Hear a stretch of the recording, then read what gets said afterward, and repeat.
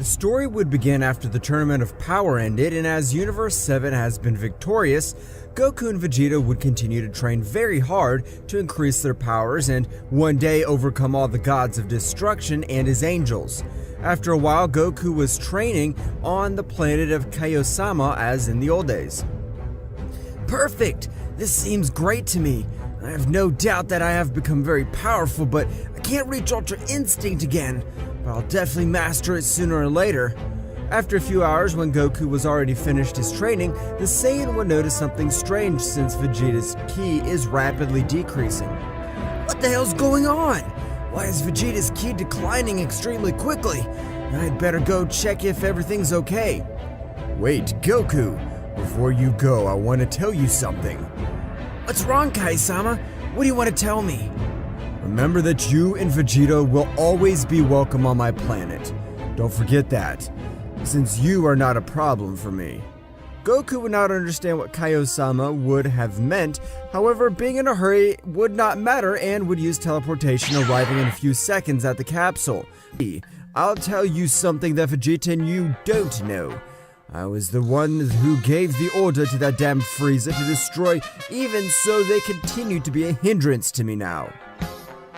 Bills, you're a damn insect. I swear, I'll never forgive you for this. Come on, Mr. Bills. Finish off that damn Goku, please. Krillin, I thought you were my best friend. Why are you doing this to me? I never considered you a friend. During all that time, you were always an acquaintance, and always because of you, I always died on several occasions, and all you did was watch. Now all of you stop wasting your time and finish these two once and for all. Damn insect, I swear you're going to pay me. I won't annihilate you with an attack because you already have my daughter Bura in your arms.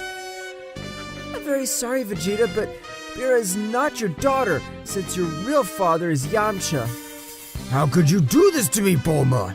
I'll kill that fucking bastard. Well, it's time to finish them both once and for all.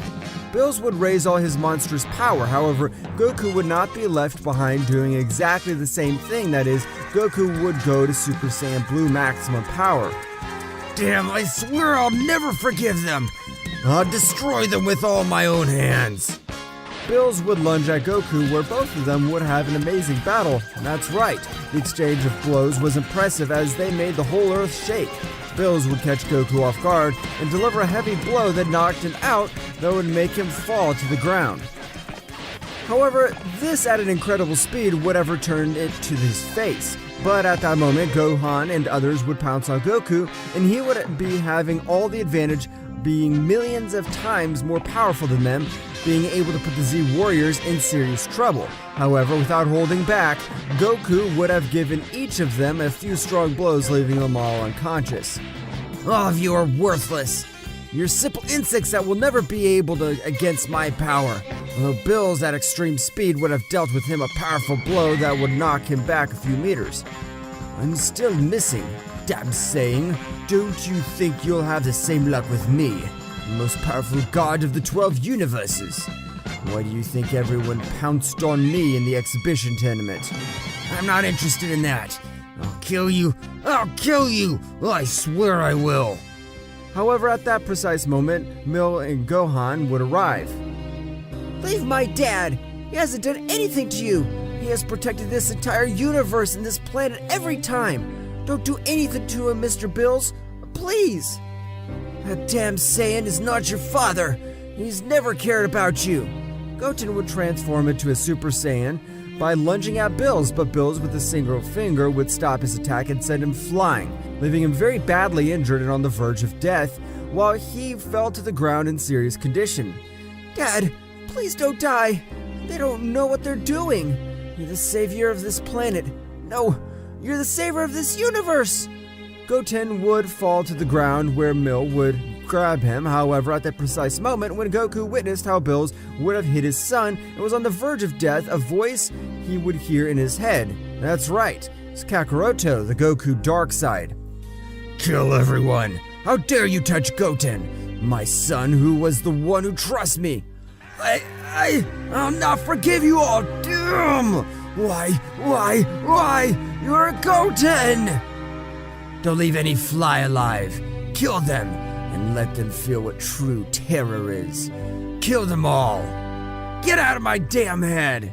That's right, Goku, with all his anger, would go through all his transformations, and he would get a new transformation. Goku would have reached Super Saiyan Rose, which with his part of his ki was pure evil. Bills would be surprised due to everything the power it emanated. What the hell happened to you, Son Goku? I can feel an incredibly powerful power. Kakaroto, how come you did the same transformation as Black? And why do I feel negative energy coming out of you? Goku, without saying a word, at a flashing speed, would have given Bills hundreds of thousands of blows that he couldn't see anything. I'll make you suffer as you have no idea. I'll play with you until I get tired. Damn God, show me that you're the most powerful God. Bills would stand up, and with multiple injuries, however, he would give a smile. Don't think you can defeat me with that power. It's true, your power is incredible. But if I use 100% of my power, you won't be able to do anything against me. Bills began to increase his power in an incredible way. That's right, Bills was the one god who could access the perfect Ultra Instinct. But even a god could fear a mortal because not even the power was enough. Bills at a great speed would have hit Goku hard in the face. What did you say now, you damn monkey? Feel the power of the great Bills, the god of destruction. Don't think you hit me because of your great speed. I let you attack me on purpose to see how incredible your power was. But you're still the same human waste. Goku, with a powerful blow, sent him flying, very injured, despite the fact that the Ultra Instinct makes the body of its bearer move by instinct. Goku, with the Super Saiyan Rose, overcame that difference in power since he was furious watching how Bills hit his son. This is impossible. I can't believe it. How did you have so much power? I'm a god. I don't care who you are. If you come to touch one of my loved ones, I'll not forgive you, and you dare to touch Goten. Goku would begin to slaughter Bills, beating him up. He, even with Ultra Instinct, could not do anything against him. A Saiyan who would have accompanied his negative side and was thirsty of revenge, Bills, very hurt and on the verge of death, would rise once again. I can't lose. It's impossible for me to lose to a mortal. I'm tired. It's time to end your miserable life. You're worth nothing, damn cat. However, at that precise moment, this would attack Son Goku with extreme difficulty, was able to dodge his blow. Perhaps you too, Whis-san. What are they doing to this, me and Vegeta? What the hell did we do? I'm sorry, Goku-san. You have been the best disciple I've ever had, but the job of the Guardian Angel is to prevent the God of Destruction from dying. Anyway, these are just orders. I'm not in that. I swear I'll kill them all, even if your Whis is against me. That's right, Son Goku. You have overwhelming power, but before an angel you still lack power. Goku charged at high speed, however, Whis dodged each and every one of his attacks. Damn, our power still can't compete with the power of an angel. Goku and Whis would exchange blows for a few moments, making everything around them shake, but Whis was only playing with Goku. Kakaroto had enough power to defeat that damn Bills, but Whis treats him as if he were a child. Seriously, excuse me, Mr. Goku, I don't mean to do this to you and Mr. Vegeta. Whis would increase his power a little more and would give Goku a strong blow to his neck that would make him collapse and fall to the ground very badly injured. I don't know how I'll do it. Sooner or later, I'll come back and take revenge on all of you without exception. I'll exterminate you. Whis would knock out Goku and Vegeta, and he would return with Bill-sama. So, what will we do with Goku and Vegeta? It would not be advisable to kill them, since someone could revive them, and that would be a big problem for us. You could witness the great power of Son Goku. I'm impressed by all the incredible power that Goku showed. I can't believe it, but you're right, I know. Let's lock them in the time room and create a seal so they can never get out. It's alright, Mr. Bills. That's what I'll do. Whis and Bills took both Saiyans and went to Kami-sama Temple, where they put Goku and Vegeta in the time room. When Whis came out with his immense power, he created a seal so powerful that no one would be able to come out unless the power exceeded that of an angel. Said seal was a special since not even with the Dragon Balls could make them come out. Whis would leave planet Earth. That's right, they returned to their planet. Meanwhile, inside the time room, Vegeta and Goku would have already woken up. Damn it! The power of that damn Whis was incredible! But we'll find a way to get out of here and kill them all! I agree with you, Kakarot. That damn place will not be able to retain the power of the Saiyan warrior race. Goku and Vegeta were in the time room. That's right, they couldn't do anything to avoid being locked up in that place. Damn, Vegeta! What do we do? If we stay too long in this place, we'll die of old age. You're right, Kakarot. One way or another, we must get out of this damn place. I have an idea, Vegeta. If we raise all our power, we'll be able to create a portal to take us to the outside world. Finally, use the head, damn insect. Both Saiyans began to increase their power in an incredible way. They passed to the Super Saiyan Blue, and when observing that not even a small crack was formed, they were surprised. I'm not going to die in this damn place. I'll make all those bastards pay. Kaioken, increase 20 times! Goku's power shook the entire dimension of the void. However, it was not enough. Stop, Kakarot. It's useless. That damned Whis must use his power to seal this dimension, and no power less than his will be able to get out of this damn place. Meanwhile, outside the time room, everyone was celebrating the death of Goku and Vegeta, since they would think that the Saiyans would die of hunger or old age. Finally, Goku and Vegeta will not be a hindrance in our lives. That's right, they already had me tired. They just wanted to train. Meanwhile, on the planet of Bills, he was very thoughtful because Goku's power level in an incredible way, and even being the most powerful god of destruction was not able to face him. Mr. Bills, is something wrong? Why is he so thoughtful? Nothing, Whis. I just remembered the fight I had with Son Goku. The power he showed was overwhelming. That's right, Mr. Bills. I even forced myself to use 15% of all my power. Bills would continue to think about the matter. In the entire palace, there was a Daishenkin who would say to himself, So Bills, the god of Universe 7, fulfilled the mission of exterminating the Saiyans, Goku and Vegeta. I'll have to tell the king of everything. After a few moments, Daishenkin would come to the front and bow. Great kings of everything, your request was fulfilled. The key of the Saiyans of Universe 7 has disappeared from this world. I didn't want this to happen to my friend Goku. It's the best, believe me. That mortal only brings destruction everywhere he goes. Going back to the time room, Goku and Vegeta started training. Kakarot! We can't die in this place, and if it is to overcome the power of the damned Whis, we will. However, at the precise moment, Vegeta realized that Goku's body was given off an impressive dark ki. Kakarot! What's wrong with you? Are you okay? I'll kill them all! I'll give my damn life for you, and all you do is betray us! We will kill you! At that moment, Goku's hair would turn pink. That's right, Goku reached the transformation of Super Saiyan Rose for a few moments and would fall to the ground out of combat, as his body was not used to such power. What is happening to Kakarot? I can feel a very powerful evil ki within him. Vegeta would continue training to raise his power in an impressive way and be able to leave said dimension. However, at that precise moment, a voice would ring throughout the time room.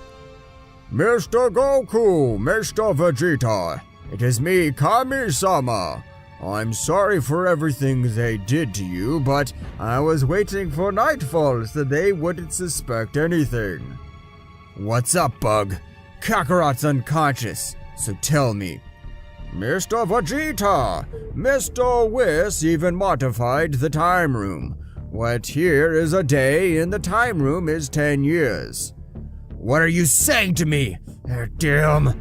But don't worry, I just gathered the 7 Dragon Balls, and with the help of Shenron, I asked him to give you eternal youth. I trust that you will find a way to get out of that place. Of course. Yes, damn insect. We'll leave this place and kill all those bastards. At that precise moment, Goku would regain consciousness. What happened? Why does my head hurt so much? However, at the moment, a voice would echo in his head. "It is me, Son Goku, your evil part. The part that was sealed in you when you hit your head." "What? Why are you awake until now?" "I always wanted to do it, but you had a pure heart which prevented me from even talking to you." "Wow, I see. Tell me, what do you want?" "What even you want? I want revenge. A damn cat dared to hurt our son. If you and I get back together, we'll get back to form a single being. Our power will be so much that no one will be able to stop us." "Form a single being? You don't live in me? I don't understand." "No, Goku. When you hit each other, you and I formed different paths, and I kept 65% of all your power. That's why when I offered you a little of the power of Super Saiyan Rose, you were able to defeat Bills." "And do you keep 65% of all my power?" "That's right, but even if we joined together, this would be much more powerful than a fusion. If we entered that form, we would have much more power to finish off that damn... No! I just want to take revenge on them. I don't want to destroy anything else. I feel that your power is absolute evil. Now get out of my head!" Vegeta would turn back to look at Kakarot. "What's wrong, Kakarot?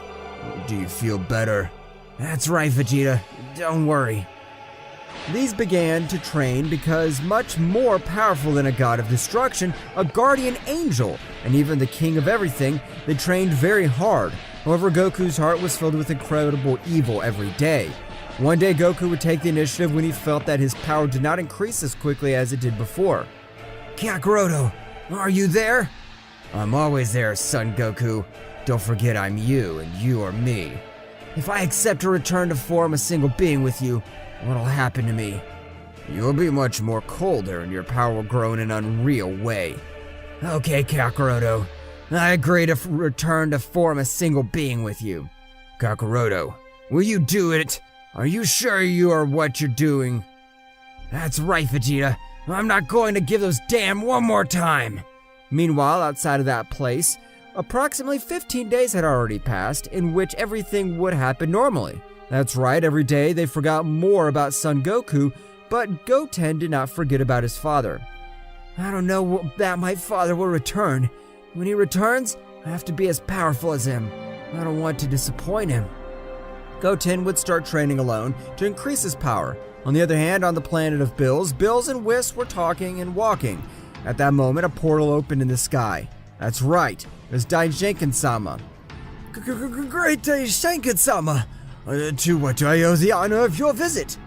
"I have come to make sure that both Saiyans are dead, as I have a very bad feeling about all this." Daishenkin would say to himself, "I hate mortals, but Zeno-sama does not. I do not understand what his sudden change has been, and I do not like this at all. I can even feel how a great negative energy overflows from the Zeno-sama of the future." "Of course, father, don't worry. He can investigate everything he wants. Goku and Vegeta, the most powerful mortals in Universe 7, have died." "It's alright, Whis, I'll trust you."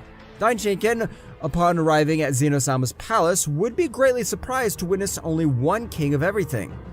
"What happened to the other Zeno-sama?" "We have merged. We have formed a single being, and now that we have this great power, no one will interfere in our affairs." "What business, my king? And why do I feel such sinister ki coming from you?" "Daishenkin, with me you must not pretend. I know that you can clearly realize that I'm not the same Zeno-sama of this time. My power is pure evil, because I am not Zeno-sama." "Who is this? How are you in the body of Zeno-sama?" "I am the negative energy of the 6 universes destroyed by Zeno-sama, and we are looking for revenge. We want to destroy everything created by him, and I know that you hate mortals. Tell me, Dai, will you join me in total annihilation?" "So you are not Zeno-sama, but you are much more mature than the Zeno-sama of my time. So that's fine. I'll help you in all your tasks, new king of everything. So it was you who ordered the death of Goku and Vegeta." "That's right. Since I felt the great power of Son Goku, and if I left him alive in the future, It could become a great nuance for all my plans. Meanwhile, in the time room, both Saiyans were training, which would have achieved incredible powers. Goku would have mastered Super Saiyan Rose Phase 2 and could achieve Super Saiyan Rose Phase 3 for about 15 seconds, while Vegeta would have managed to reach the Super Saiyan Blue Evolution Phase 2 and also managing to access the Super Saiyan Blue Phase 3 for a short period of time. However, his transformation was not compared to Goku's Super Saiyan Rose. We have become more powerful, Vegeta, but it's still not enough. We'll be the strongest beings of the 12 universes. Of course, Kakarot. And we'll kill the damn Bills, since it is his fault that we are in this damn place. That's right, Vegeta, but there's something that doesn't add up. I don't know what it is, but I feel that something isn't right. It's just your imagination, damn insect. So let's start training to be much more powerful. Meanwhile, in Zeno-sama's Daishinkan Palace, he would have already returned any informing all the gods to annihilate all the more powerful mortals and not leave any of them alive. Finally, I have the revenge that I wanted so much. There will be no one who can stop me. Yet at that precise moment in his head, you will not achieve your goal. I know that a warrior will appear who will have the power to defeat you. Ha ha ha! That will be impossible. I have ordered to annihilate all mortals of great power. Now they are no longer useful to me. It disappears from me. Zeno-sama, with an ability to erase, tried to eliminate all traces of the other Zeno-sama's essence. However, this one with great power and knowledge was able to leave his body. This one was only spirit. Zeno-sama wandered through all the universes until he felt a known power, but with some evil. It was the power of Son Goku. Meantime, in the time room, Goku began to raise his power in an impressive way, managing to open a tiny portal, through which a light at extra speed would enter. What the hell? What is this? Hello, friend Goku. It is me, Zeno-sama. There's no time for explanations, but you just have to know that my counterpart from the future is going to order the annihilation of all mortals of great power, and my spirit will merge with you. I trust you, Goku. So the one impossible for all this for that damn dwarf. I swear I'll kill him. At that precise moment, Goku began to increase his power in a supernatural way to the power of Zeno-sama, to be flowing through his power of Zeno-sama. That's right, Goku begins to increase his power in an incredible way and acquire a celestial divine form. His clothes would have changed to the clothes of the king of everything. Vegeta would be surprised by the power that Kakarot came off. Kakarot, are you okay? This power, it's incredible! Meanwhile, inside Goku's mind, friend Goku, the other Zeno-sama, I don't know what has happened to him, seems like a totally different person. But he has already begun with the total annihilation of all mortals. So that damn dwarf is responsible for everything. Don't worry, Zen-chan. I'll finish that damn thing and bring everything back to normal. I trust you, friend. I have given you all the power I had left.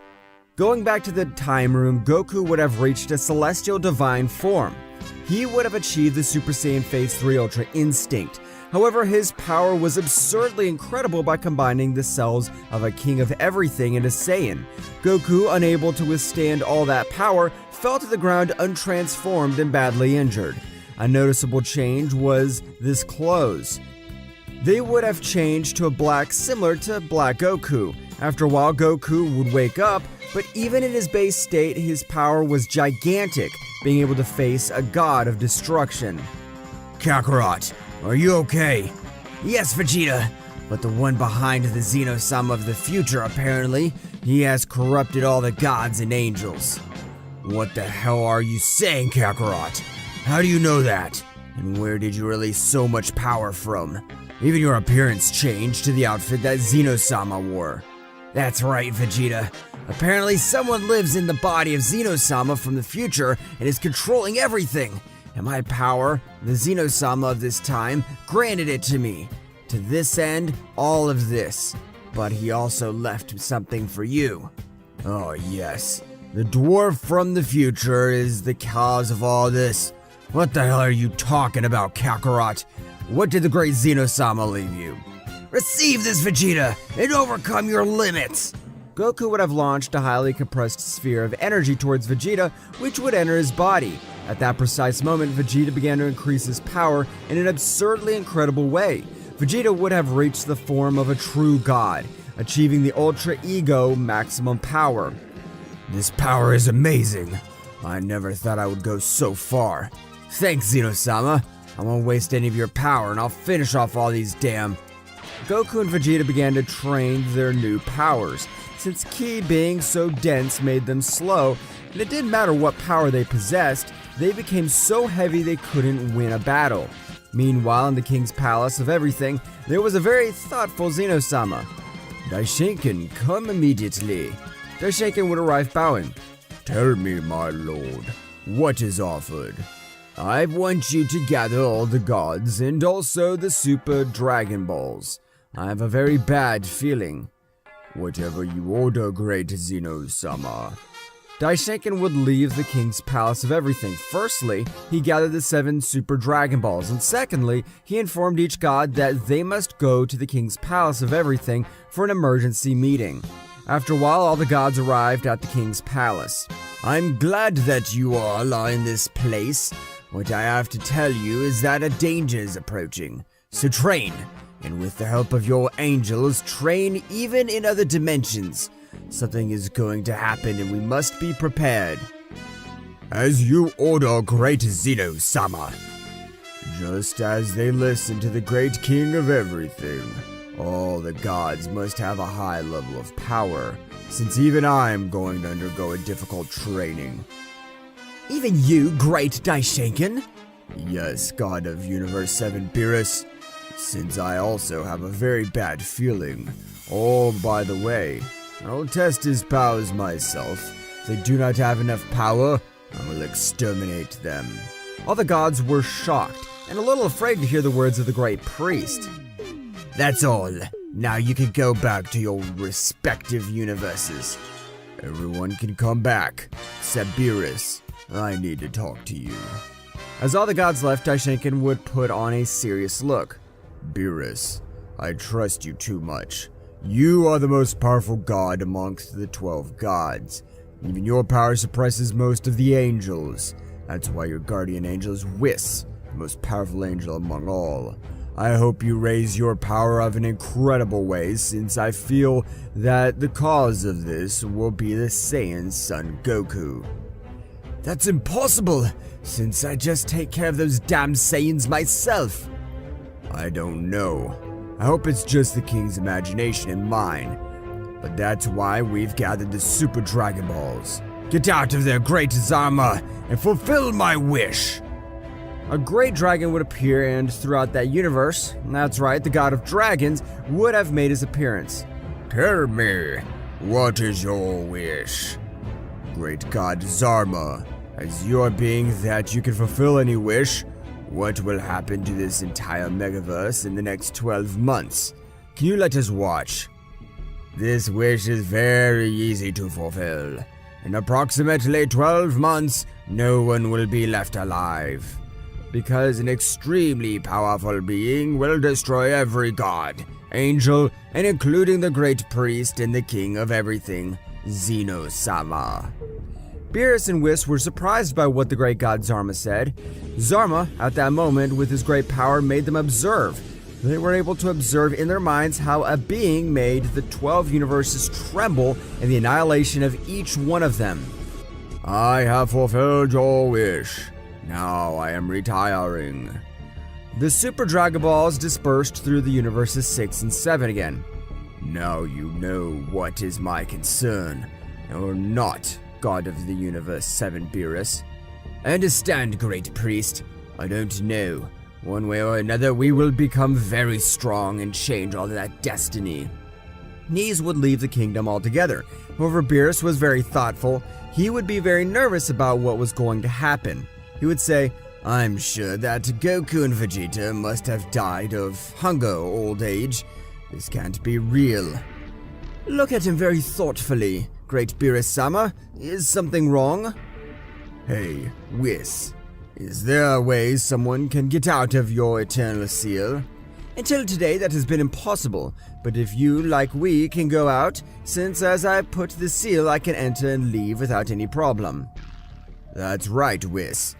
That would leave me much calmer, but we'll still train. Meanwhile on Earth, a few months have already passed in which nothing new would have happened. However, one moment to another, a strong power is felt.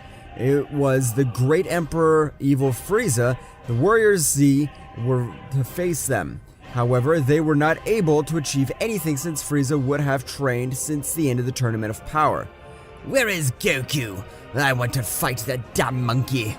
Everyone would remain silent. However, Goten would reach the battlefield, transforming into Super Saiyan Blue, leaving everyone surprised. But the most surprised was Gohan.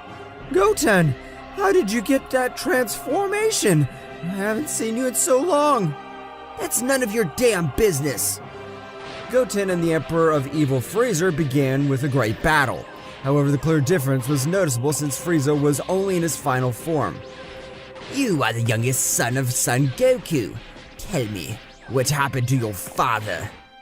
Those damn who called themselves his friends have betrayed him along with Mr. Vegeta. Frieza would give him a strong blow, leaving him out of combat. Ho ho ho! So it's your fault that Goku's not in this place. Now there's no one to face me. I'll destroy this planet. Those damned are no longer on this planet. And even so, they cause us problems. Because of them, we're going to die. However, at that precise moment, Beerus and Whis would arrive, stopping Frieza. Do you want me to destroy you? You don't compare to my power. A few months ago or years ago, those words would have scared me. But now I have the power to defeat you, Beerus. Furious Beerus launched into the attack, but at that moment, Frieza passed into his golden state, and with a powerful blow, he knocked the god to the ground. But what the hell? How could you hit me? I told you. Now I am much more powerful than you. Beerus, very furious, would launch the attack. Frieza just dodged each of his blows without much effort.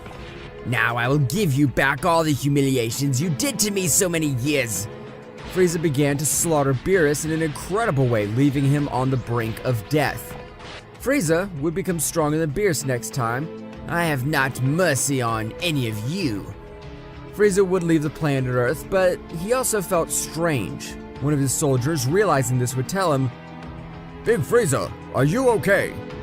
I never thought that Son Goku would be my motivation for even I, a prodigy, to train. Don't bother me again. Take care of this whole universe while I return. That's right, Frieza began a hibernation since no one was a match for his great power. I hope to see you again soon, dumb monkey, and have that great battle. On the other hand, in the Room of Time, were our Saiyans who already had a surprising power. I think it's time to leave this place. That's right, damn insect. Let's show those worms who's the true king. These began to increase their power and managed to open multiple space-time cracks. However, before leaving, they felt an immense power from one of the many dimensions. Who is this amazing power? Those are the powers of the supreme gods. The gods that not even a king can control at all. What? Are there gods more powerful than the king of everything? That's right, and they are called the supreme gods. This sounds very interesting, and it'll be a great help of our training. Both Saiyans would enter the portal, appearing in space. However, the power of the king of everything, they could breathe without any problem. At that moment, a subject at extreme speed would have a powerful blow to both Saiyans, causing them to collide against the planet and destroying them with its impact. What the heck? Who the hell is you fucking insect? The power of your punch was absolutely amazing. Goku would stand up. Why are you attacking us if we haven't done anything? What's wrong? I am Hydra, one of the supreme gods. In 700 years, nobody has come to my territory since they know what awaits them. Now you are my prey. Hydra launched the attack, not giving Goku and Vegeta time.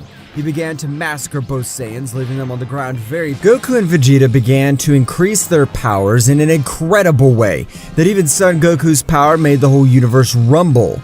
And with a surprising scream and a smoke screen, these appeared in their combat form.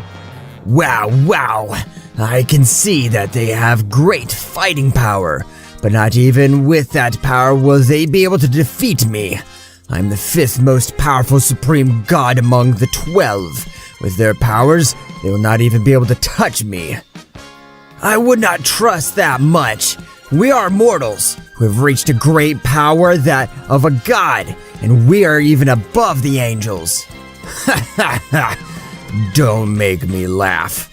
Not even the useless king can beat us at all, and they think that only you, some Saiyans, will be able to beat us, the supreme gods.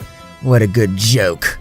However, at that moment, Vegeta, at an extreme speed, would have thrown a powerful blow at the god with the extreme difficulty the god was able to dodge. Haha, you damn insect. Apparently you're not so amazing after all. From what I could tell, was that with great difficulty you managed to dodge my attack. That damned one almost managed to reach me with his power. But what the hell is happening here? I can't feel a great power coming from these. However, with his attack, he almost managed to hurt me. Go, Vegeta! I can see that you began to dominate all that dense ki. How can I not master this damn ki? If I am the great Vegeta! Don't think so, damn Saiyan. Just for having been a little bit from hitting me. Without warning, the god received a furtive blow from the Prince of the Saiyans, which made him kneel in pain. What do you say now, you damn insect? Hydra furiously tried to stand up. However, Vegeta's leg would put on her head, making him kiss the floor. That's right, the Prince of the Saiyans was demonstrating his overwhelming power and authority.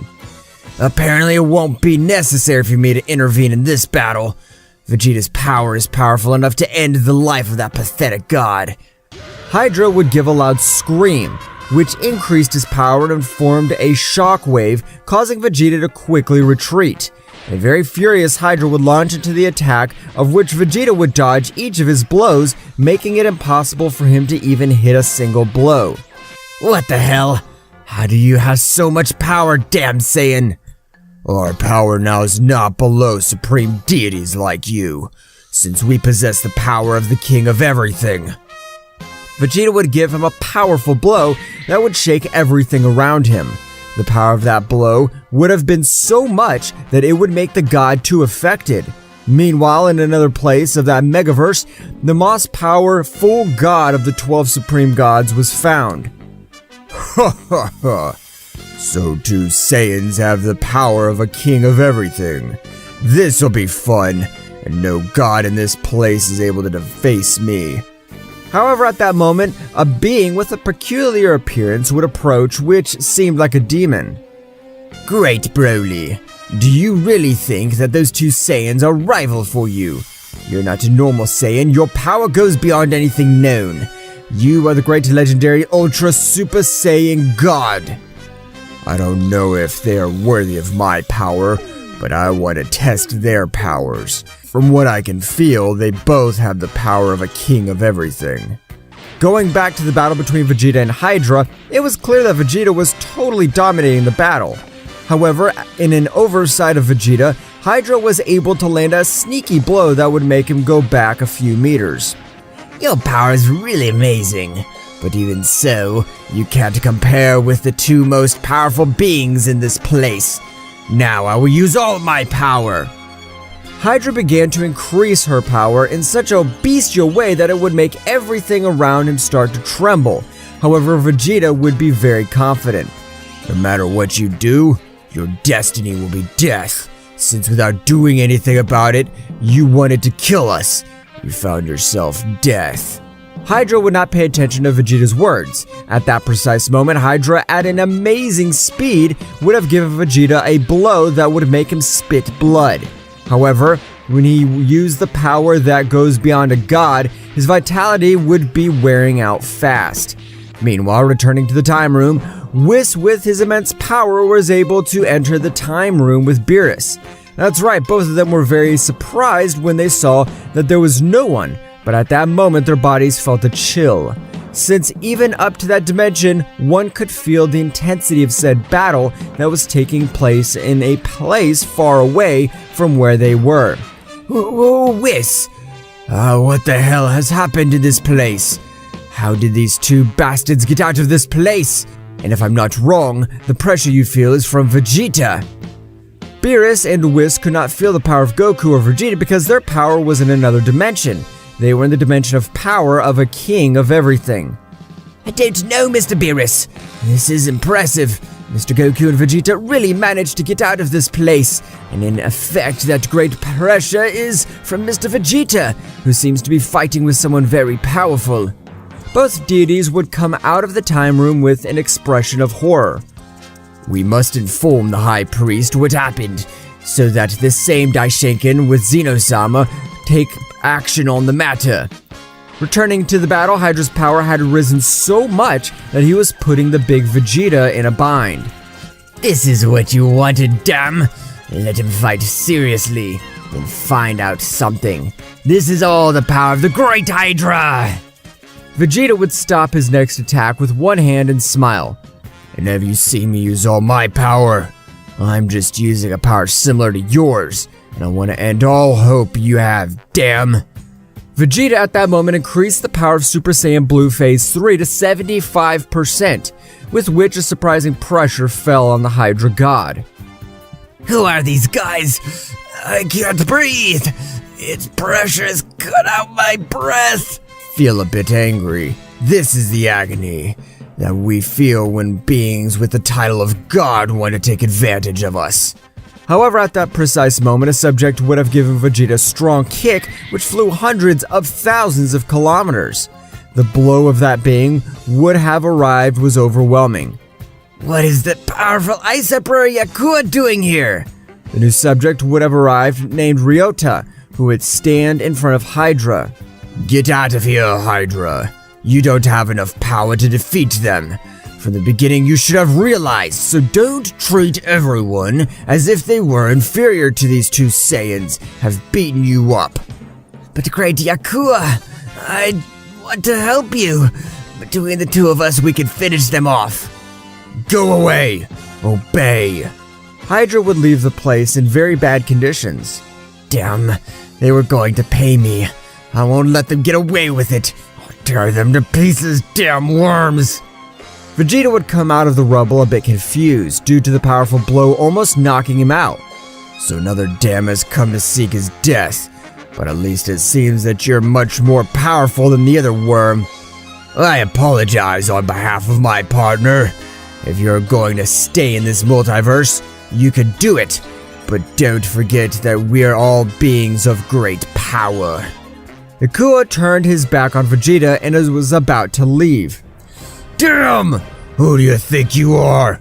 I have not given my approval for you to leave. I will make you suffer the worst possible way! Vegeta launched into the attack at that precise moment. Yakuza formed an ice sword with which he hit the great Prince of the Saiyans hard, leaving him very badly injured. I don't want to have a battle with you, Saiyan. Our power is as distant as heaven and earth. And like all the supreme gods, the three most powerful have such great power that we are able to face 100 supreme gods or more and defeat them without any difficulty. Do you know? I don't care if you're the most powerful supreme god or if you're able to face 100 of them. You can't with me. I warned you, Saiyan. I didn't want to end like this. Yakuza, from one moment to another, he began to beat Vegeta, that even he couldn't see anything. Even I find it difficult to follow the speed of that god. What kind of power does he have? Eternal Ice Prison! Supreme 9 Pillars!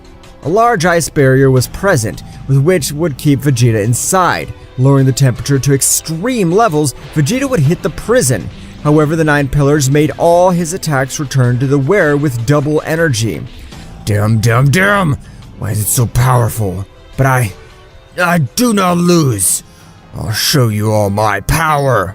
That's right, Vegeta began to increase all his power. Vegeta would have gone to his new transformation called Ultra Ego.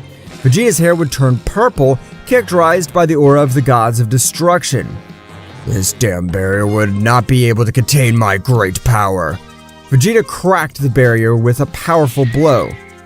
Apparently, this being has great power. Even my barrier, with which I use 20% of my power, has managed to crack it. Apparently that guy forced Vegeta to use all his power. This is incredible. I didn't think that the being that wasn't Zeno-sama would force him to go so far. Vegeta continued to attack the barrier, and over time, Vegeta managed to completely destroy it. I must congratulate you. No one would have managed to get out of my barrier of 9 supreme pillars. For that small feat, I will take you a little seriously. A little? Damn, don't you underestimate me! Vegeta launched into the attack. The collision of the fists was impressive since the entire multiverse was affected.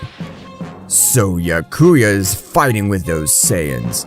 This would be a perfect opportunity to see what those Saiyans are capable of. Yakuya and Vegeta continued with their exchange of blows. However, Yakuya was only playing with the Prince of the Saiyans. I'm already bored of this game. It would be better to end this battle once and for all. Yakuya gave Vegeta a powerful blow which would send him flying, beginning to charge a large sphere of energy. Vegeta, recovering from the blow, observed that Yakuya was carrying a large sphere of energy. I'll also charge my most powerful attack. That damn thing was not able to be against me. Vegeta began to gather a large amount of energy. Receive the big final glow! Your simple power would be no match for the ultimate ice attack. Both attacks began to collide. The level of his attacks was supreme, as he even destroyed the planets that were nearby. How is this damn thing holding back my final blaze? Ha ha ha! I'm not even using half of all my power. Yakuya focused much more power on his attack, exterminating Vegeta's. However, before his clash with Vegeta, Goku would stand in front of him, and with one hand he would make him disappear. I see you're very powerful, but the real battle is about to begin. Goku would have pulverized that big attack with a single blow, saving Vegeta from being exterminated. So my suspicions weren't wrong. You had a greater power than this guy. So you have noticed that? Well, that's right. I'm much more powerful than Vegeta. Kakarot, even though you have the power of a king, don't trust yourself at all. The power of that damn worm is amazing. Not even with my maximum power was I able to scratch it. Vegeta would have fallen to the ground unconscious without any energy. I told you the same thing I told your partner. I don't want to fight. The 3 most powerful gods don't compare to the rest, and that's right. Your power won't be enough to face me. I see that you are very sure of your words. I hope you have the power to support them. Goku launched into the attack in Super Saiyan Rose. However, Byakuya's dodged the blow with extreme ease, managing to hit him with a blow that would send him to the ground. I told you, you don't have the power to face me. Better get out of this place and stay in any territory you want. Your power is comparable to the normal Supreme Gods, but not to the 3 most powerful. Apparently, with you, I'll have to use all my power, because I'm not going to hold back! The entire multiverse began to shudder. An incredibly amazing power overflowed from Son Goku. This stepped directly to his phase of the King of Everything Super Saiyan 3. The power that gave off was brutal. So that Saiyan thinks to fight against Hydra. It'll be a great show. The power he hides is incredible. We hope that he'll be able to face the Ice Emperor Byakuya. Your power is incredible, but even with that bestial power, you won't be able to face me. Goku, the power you emanate is incredible, but it won't be enough for this Supreme God. His power goes far beyond what you can imagine. I know, but I want to face it with everything I have. Get ready! Don't intend to contain me! Goku launched himself at maximum speed, launching a blow at Byakuya's face, which he would dodge. However, this time, it would have been too difficult for him to dodge said attack. The air slingshot was devastating. Some planets would have disintegrated with a simple blow. Byakuya would say to himself, "The power of this guy is incredible. If he faced any of the rest of my teammates, he would tear them to pieces in a few seconds, with the exception of the Super Saiyan Ultra God Broly and Ryota." Goku would not stop attacking, With his maximum power, he began to throw a shrapnel of blows at him, which was putting Byakuya in more and more trouble. I can't believe it! The power of that Saiyan is incredible, and from what I can feel, he has the essence of a king of everything in his body. Meanwhile, in the king's palace of everything, Beerus and Whis would have arrived. What happened? By their looks, I could tell that it's not great. That's right, Father, but what you have informed us has been real. The prophecy is being fulfilled. Great Daishenkin-sama. The Saiyans Goku and Vegeta are not in the room of time, and when we entered that place, we could feel how they were fighting against other beings with great powers. This really is catastrophic. There's nothing we can do. Of course there is something. We are the most powerful deities of the 12 universes. Time does not influence us. But great Zeno-sama, even the great god Zarama has said it. There's nothing we can do. Of course there's something, Daishenkin. Take care of closing all the dimensions that connect with the room of time that Beerus tells us about. Is this even possible? There are infinity of dimensions. Such is not as possible. What I do is seal the room of time again with even greater power. If the prophecy is true, they will come out, but we will have much more time to prepare for this great battle that is coming. God Beerus and Angel Guardian Whis, you as the two most powerful beings, Blow, Daishenkin, and me, train very hard. We will inform the rest of the gods. As you order, great Zeno-sama, we will not let the prophecy come true. Whis and Beerus would leave this place. They would return to their planet, where Beerus, being a prodigy, would never have trained. By training this achievement, breaking all his limiters, something similar was happening in each of the universes. Returning to the battlefield, they would continue fighting, since the time difference was somewhat brutal, while outside a few days would have elapsed. In said universe, they had only been fighting for 14 minutes. I can realize that your power is abysmal. Not even with the power of a king can I completely defeat you. Power of a king of everything? Did you murder the king of everything of your megaverse? Damn Saiyan! I thought you were good-hearted! Byakuya began to attack with much more power, causing even Goku to find himself in trouble. Get this! Ultimate Ice Element Prison, die! Byakuya would have used his elemental prison, which at the moment of any warrior being inside, the same ice made his body freeze, and any energy attack or blow was returned to its carrier. Goku realized this when he hit to achieve get out of said prison and his arm destroyed. What the hell is this? This subject is going to kill me! However, a voice inside him would rumble, saying, "Hit this place." This barrier isn't so surprising after all. Who are you? And how are you inside of me? Goku would not have received an answer.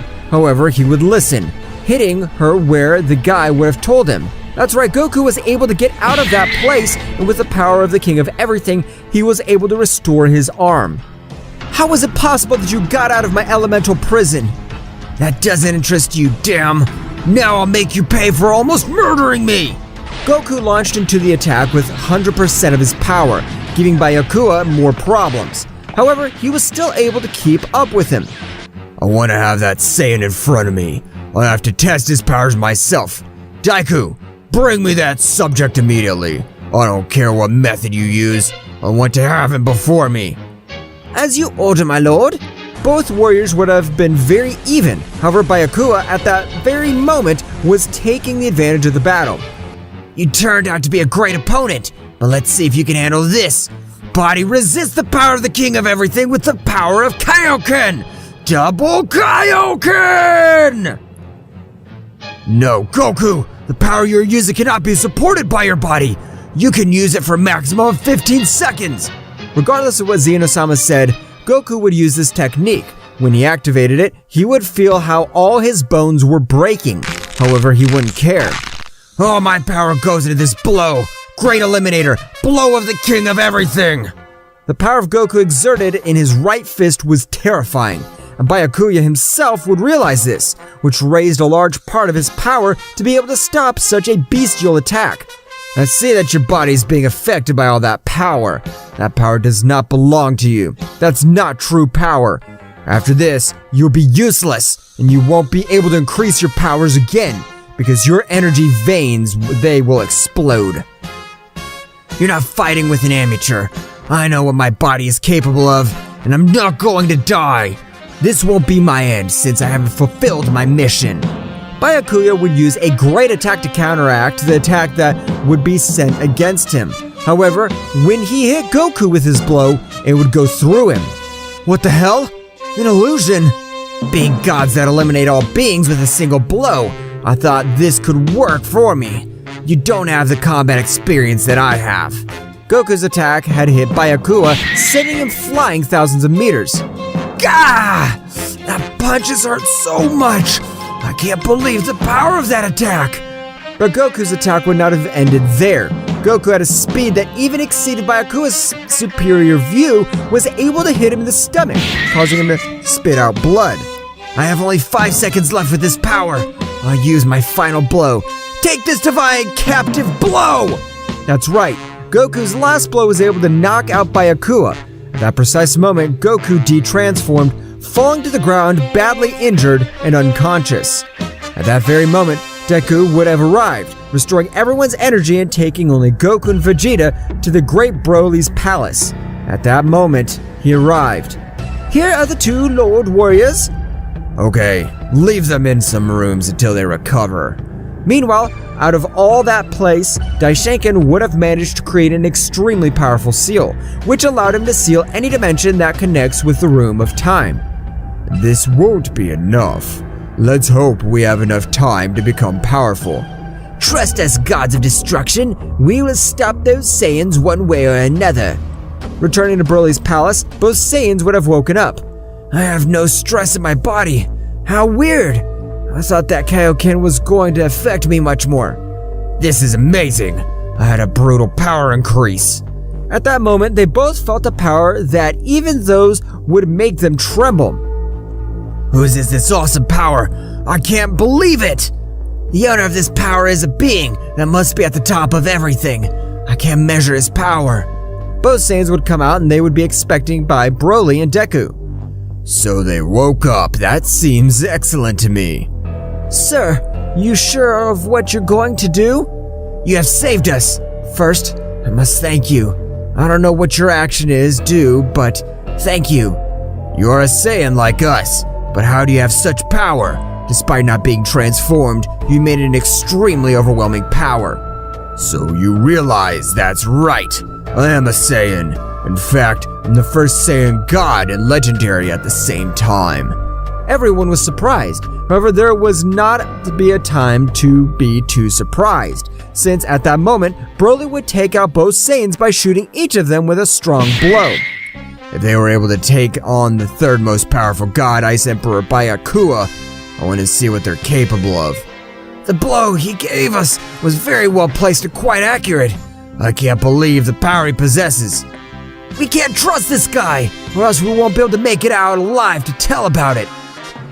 Goku would go into Super Saiyan Phase 3 Ultra Instinct with the power of a god of destruction, and Vegeta with Ultra Ego. That's right, they began to exchange blows at surprising speed. However, for Broly, it was child's play since he just dodged and evaded his blows. Damn, if you had the power to hit us, you... Goku wouldn't finish his sentence since Broly would have held him by the head, dragging him across the surface. You must not tell me clearly that I will attack you. I am not so merciful. Vegeta would jump up to help Goku, but he would be useless. Broly was holding each warrior with each of his arms. My power has no comparison. You are nothing more than garbage next to me. Goku and Vegeta would sneak attack Broly, however none of their attacks were effective. That's right, the power of Super Ultra Saiyan God didn't even compare to the power of a king of everything. Goku, with his current powers, won't be able to deal with that guy. You better think fast about a way out, or that bloodthirsty guy will kill you. I know, but I really don't know what I can do. His power is so immense, I can't let go of his grip. Is that all you have? Are you really Saiyans? You two don't look like more than simple insects. Damn it! Don't make fun of us, especially me. I'm the Prince of the Saiyans! Both warriors began to put much more power into their blows. However, Broly's power was so much that with one hand, for each one, he was able to subdue them. Meanwhile, outside of all those universes, there were 12 gods of destruction in their arduous training. That's right, they would not be easy prey for the Saiyan who would have absorbed Zeno-sama's powers. Meanwhile, in Universe 11, there was the god of destruction Vermouth. Margarita, what chance do we have in this coming battle? From what I understand, the Saiyan Goku and Vegeta come from a warrior race. Their power has no limits. I don't know exactly, but we don't have enough power. We'll be destroyed imminently. I can't believe those two Saiyans have the power to make even a king fear him at all. It's incredible. In another universe, to be more exact, at Universe 7, there was Beerus, who would have achieved a transformation that would have increased his power in an incredible way, being at the same with an angel, but not above an angel supreme as was Whis. Sir Beerus, I can tell that his power has grown in an incredible way. Very proud of you and your new power. All this power is to assassinate those two Saiyans, although deep down I don't want to do it. Our orders are from the true kings. That's right, Beerus-sama, we don't have any other choice. But still, those Saiyans were nothing more than a nuisance to us. You're right, Whis. The only thing we have to do is eliminate them so that all the 12 universes enter into peace. Meanwhile, in the king's palace of everything, there was a Daishenkin talking with Zeno-sama. My lord, what will we do if the power of those Saiyans rises much higher and they're able to break the seal? Well, whatever's in our hands, those damned are the only hindrance to our plans. Those damned Saiyans, they've always opposed me. I understand, sir. With your permission, I'm going to raise my power. Daishenkin would leave the kingdom altogether, going to a room which made his power increase in an extremely incredible way. Returning to the battle, Goku and Vegeta were very injured. No matter how they attacked, they were always evaded by the power of the great Broly. I really didn't have to use 50% of my full power. They're ridiculously weak. I haven't even gone into my combat form. What did you say? So all this time, this has only been a game for you. Deku, who was watching the entire battle, it seemed. The power of those Saiyans is impressive. Being able to eliminate most of the supreme gods with the exception of the three most powerful, Broly's being the strongest, he's treating them like children. In another place, there was Hydra that had already recovered all her energies. Damn, those bastards will pay me. They won't get away with it. I'll kill them. At that precise moment, a new supreme god will arrive. What are you supposed to do here, Ryota? I could feel the great battle you had against those Saiyan gods. Do you come to make fun of me? Of course not. What I come to offer you is an alliance, since like Broly, those two guys are Saiyans. We cannot allow new Saiyan gods to appear wanting to dominate everything. But what are you saying? Do you want to face the great god Broly-sama? With just one of his blows, he is capable of tearing it to pieces. I know, but before facing him, we must drink the blood of the ancient supreme god of death. With this power, we will be invincible warriors, being able to defeat whoever stands in front of us. Ancient supreme god of death? I've never heard of him. Who is he? It's a legend from millions of years ago, who was the one who ruled this entire dimension. And a warrior named Yamoshi was able to exterminate him, but what I found out now is that he was not able to exterminate him without sacrificing something. He lost life that day. How the hell do you want us to bring to life a being that we don't know if he exists? He existed, since I have his essence in my possession. Ryota opened a portal, leaving the terrible essence which was known as the Essence of Slaughter. What the hell is that, Ryota? The power it gives off is incomprehensible. We'll die if we try to master such power. No, Hydra. If we drink the blood of the ancient supreme god, we'll be able to master this power. After a few moments, Ryota was able to convince Hydra. That's right, both gods went out throughout the great universe in search of the blood of the first god of death. At that precise moment, they felt like giant powers were colliding with each other. Damn, that's the power of the great Broly, and he's fighting with those damn Saiyans. Exactly, Hydra.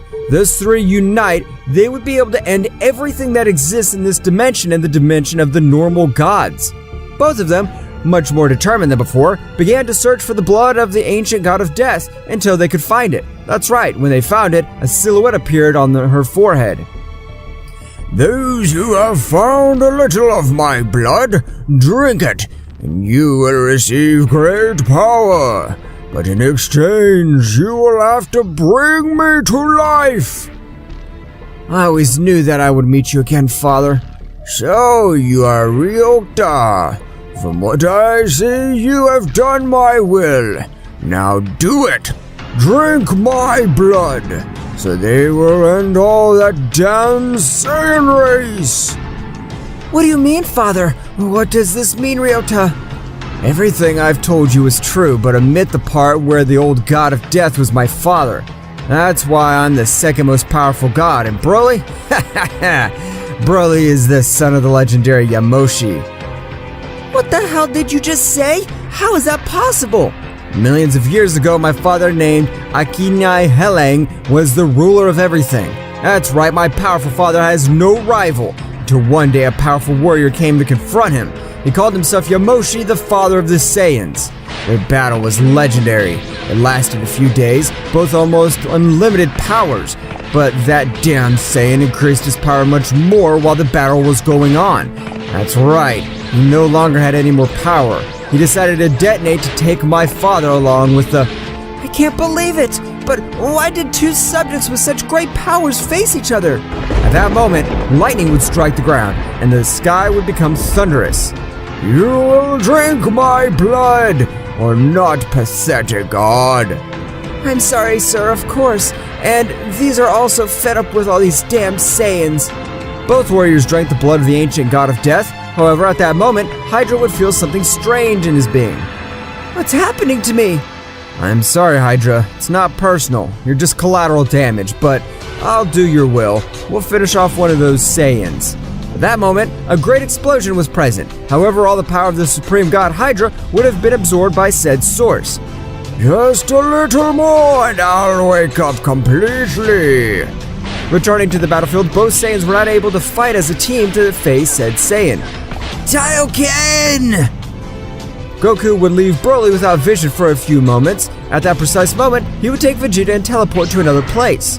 What are you doing, Kakarot? No matter how much we hide our ki, that guy will find us and tear us apart. I can't believe all his power. We'll not allow it. We'll use the fusion. I still keep that Potra of that Supreme Kaioshin gave us. I'm not given to merge with you, damn insect. Damn it, Vegeta! It's the only way that we have against that monster, since we have not even fighted together with it. Are you sure, Kakarot, that if we merge, we'll be able to defeat him? I'm not sure about this. What I'm sure about is that if we obtain a power we've never seen before. What they didn't know was that Broly was only testing them, but he wasn't being friendly at all. So they thought he wanted to kill them, and at that moment he found them. They have no escape. It'll be their end. Take this damn...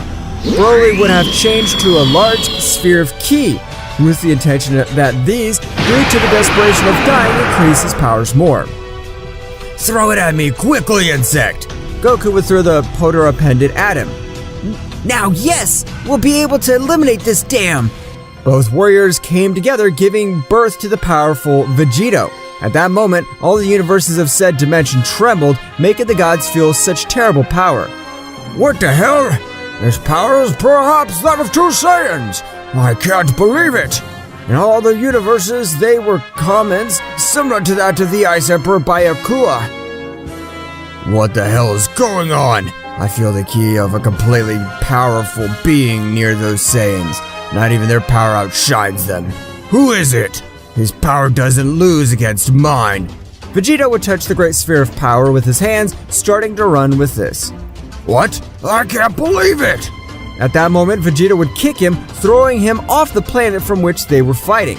Broly would observe a new warrior. They would not observe Goku or Vegeta. Who are you? And what did you do with the two Saiyans? Kakarot and Vegeta decided to form a single being. I'm the fusion of both, and the name is Vegito. The power of those two was so great that their union would form a warrior of such power. I can't believe it. However, a powerful blow would take Broly out of his thoughts. Vegeta began to attack without warning. Broly, having now raised his power, was in a few troubles. Damn it. This bastard's putting pressure on me in an incredible way. I can't believe it. Take this cursed feeling of power of a Saiyan King! Eliminator attack of the great Vegeta! Vegeta would have loaded a large sphere in his hands with the energy of the king of everything. Said attack was capable of eliminating a being much more powerful than him. Deku was watching this entire battle would be surprised. Mister, dodge that attack! I can feel the power of a king of everything in that incredible technique! However, he wouldn't have given him time. The attack hit him squarely. The veins of Broly's body were popping. It was obvious that he was making an effort. I realize you're a worthy opponent, but how about this? Broly would raise a large part of his power, managing to stop little by little. I can't believe what I'm seeing. He's stopping a king's attack completely with his hands. Broly would send the attack flying. With a loud shout, it began to increase his power in an overwhelming way.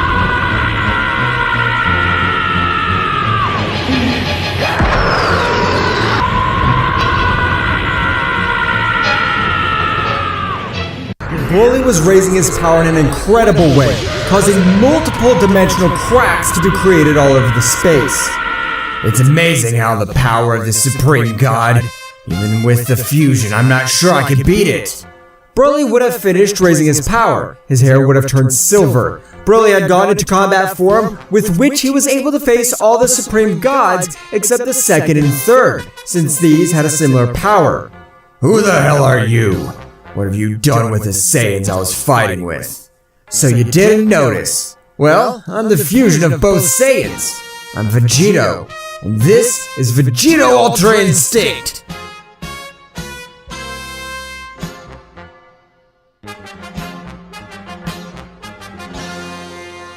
Vegeta would go Ultra Instinct, surprising Broly and Deku, who was watching this battle. How is it possible that two Saiyans from the world outside have so much power? It is a fucking nightmare. I see that with you, I have to use a large part of my power.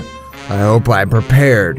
Broly, having gone into combat form, he was confident. Meanwhile, outside that dimension, where all the gods with his rigorous training, in Universe 11 was the Destroyer God Vermouth training together with his angel Margarita. Margarita, we have trained enough for today. I think we can give ourselves a decent rest. Of course not, Mr. Vermouth.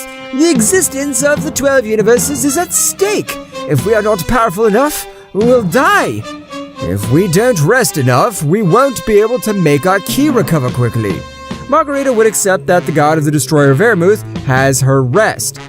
However, she was a bit upset, and Vermouth had noticed this attitude that the angel was having. Everything was similar in the 12 universes, and this was all because Zeno-sama's negative power was flowing through the 12 universes, affecting the fundamental pillars of each universe. Meanwhile, on Earth, all of those were normal months had passed since what happened. The only one who continued to train hard was Goten, who had the hope of being able to return to his father. I need a training partner, but I don't know who to tell. At that moment, he would feel the key of Trunks, who would leave that place at a great speed. At that moment of meeting him, they began to talk. Long time no see, Trunks. How have you been? Hello, Goten. Very good, and you? A little boring. I want my father to come back from the planet so that he could train with me. So that's what these bastards told you? What do you mean, Goten? Those cursed locked up my father and Mr. Vegeta in the Room of Time because they believed they were a threat. No, I can't believe it. They wouldn't be able to do this to our parents. It's the truth, Goten. You better not train so that when they come out, I know they'll be proud of our powers. It seems good to me. So that's why no one wanted to talk about my dad. We'll become very powerful, being able to make them proud. Meanwhile, on the planet of Beerus, he was training, since he had to manage to obtain a new transformation, which was able to overcome all the gods of destruction and being at 50% of power of Daishenkin before he trained. That's right, Daishenkin at the end of his training had also achieved abysmal power, being on par with the Super King of all. Returning to the dimension, both warriors began with a great battle. Both were very even and very injured at that moment. A strong rumble was felt through the multiverse. It was nothing more than Vegeta's power. Since Zeno-sama's essence was merging with it, Broly felt like Vegeta's power, instead of decreasing, was increasing. What the hell? How can she raise his power like that without an emerging transformation? Is he also a legendary Super Saiyan? Vegeta kept screaming, raising his power in a terrifying way, causing disasters all over the place. Daiku was trembling at feeling such a beastly power. Sir, the power of this individual has already surpassed all the gods, being able to eliminate them with a single blow except the three most powerful. Elsewhere, the Ice Emperor King Byakuya was surprised by the battle that was taking place far away from his universe. That battle is on another planet. I can't believe it. The power of those Saiyans is absurdly incredible. So they weren't using all of their power. Meanwhile, with the Supreme God Ryota, he managed to convince each Supreme God to destroy Broly. However, what he was doing was giving his father much more power and being able to master the Massacre energy. When Ryota's father absorbed the last Supreme God, a light would make all those multiverses illuminate with a great light. What the hell? Another great power has appeared, but unlike Broly and that Saiyan, he's pure evil. But from one moment to another, all that majestic power had disappeared. Akiyani Helang had disappeared with all his ki to be able to master all that bestial power. Akiel and his son would go to different universes to master the new powers. Father, what will our first move be? The first thing we need to find out is how powerful Yamoshi's descendant has become. He's the most powerful god among the 12 supreme gods that existed, but I doubt that his power compares with his. At that moment, they also felt the collisions of their fists.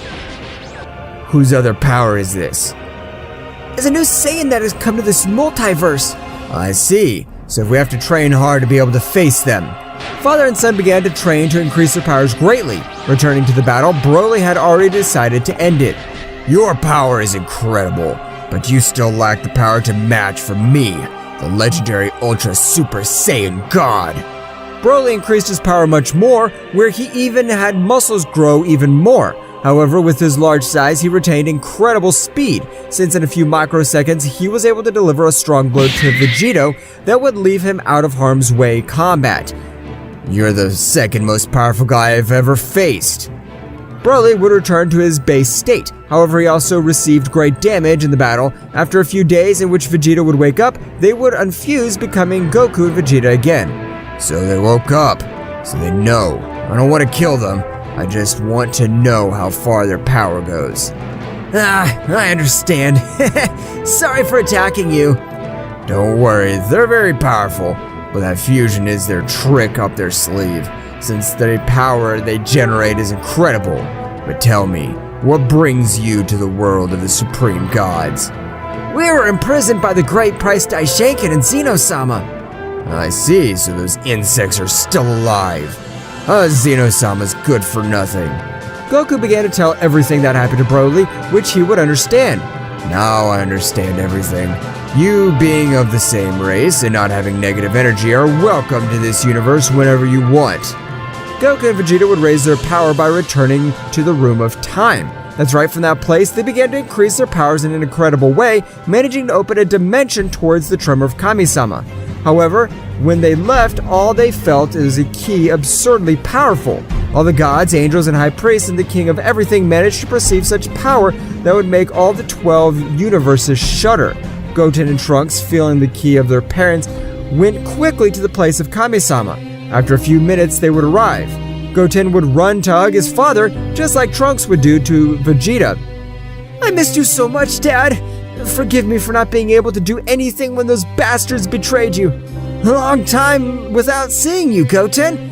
I can feel how you've become very powerful. I'm very proud of you. Hello, Dad. Long time no see. My mom had told me that you were training on the planet of Mr. Beerus. That damn insect will pay me. But Trunks, your power has grown in a surprising way. You filled me with pride that you're my son. At that moment, Beerus, the Destroyer God of Universe 7, would appear in front of all of them.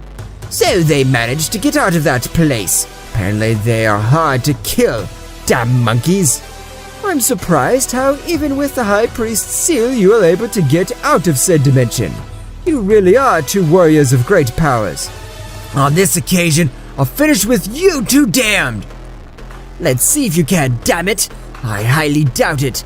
That moment, Beerus began to increase his power in an incredible way, causing the entire Universe 7 to tremble.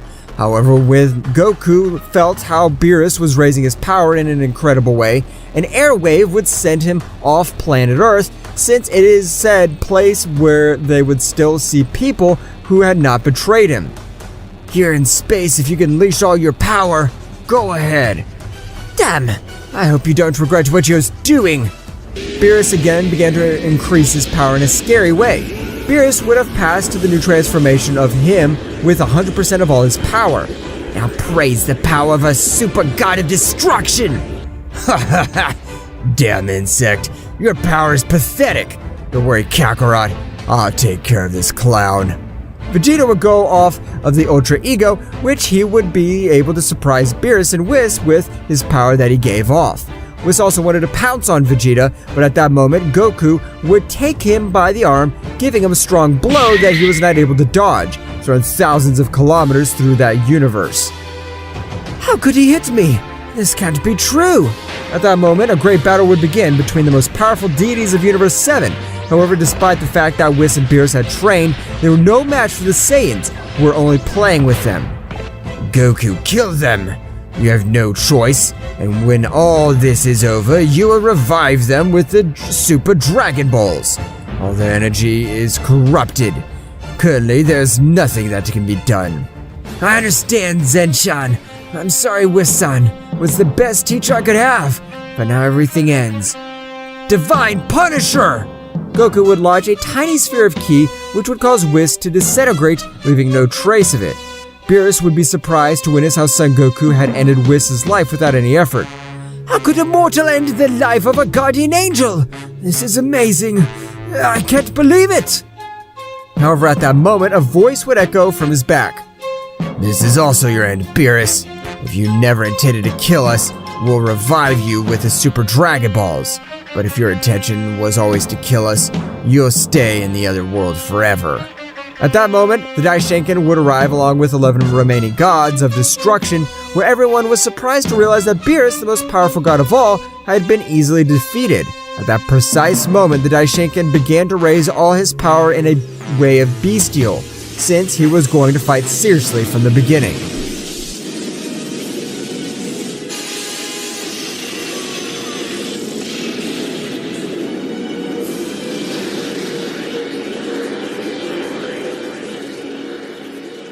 Daishinkan would continue to raise his power in an incredible, amazing way, making even all the universes tremble while he raised all his power.